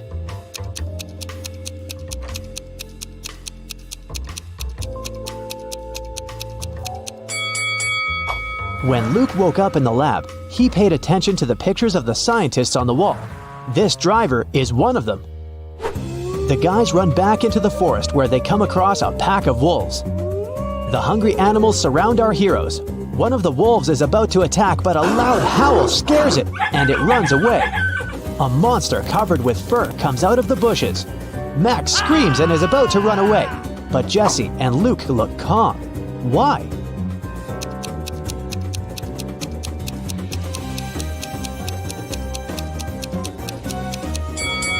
Because this is the werewolf our heroes rescued from the elevator. They follow the monster. It leads them to a safe place. This is a small village hidden deep in the forest. Creatures that don't look like humans live here. Werewolves, bird people, merfolk, and humanoid trees. They used to be people, but the scientists changed the structure of their DNA. Now these creatures are going to destroy the laboratory to take revenge. While Luke, Jesse, and Max are resting, you have time to check your score and find out how useful you've been in this adventure. 0 to 3 points.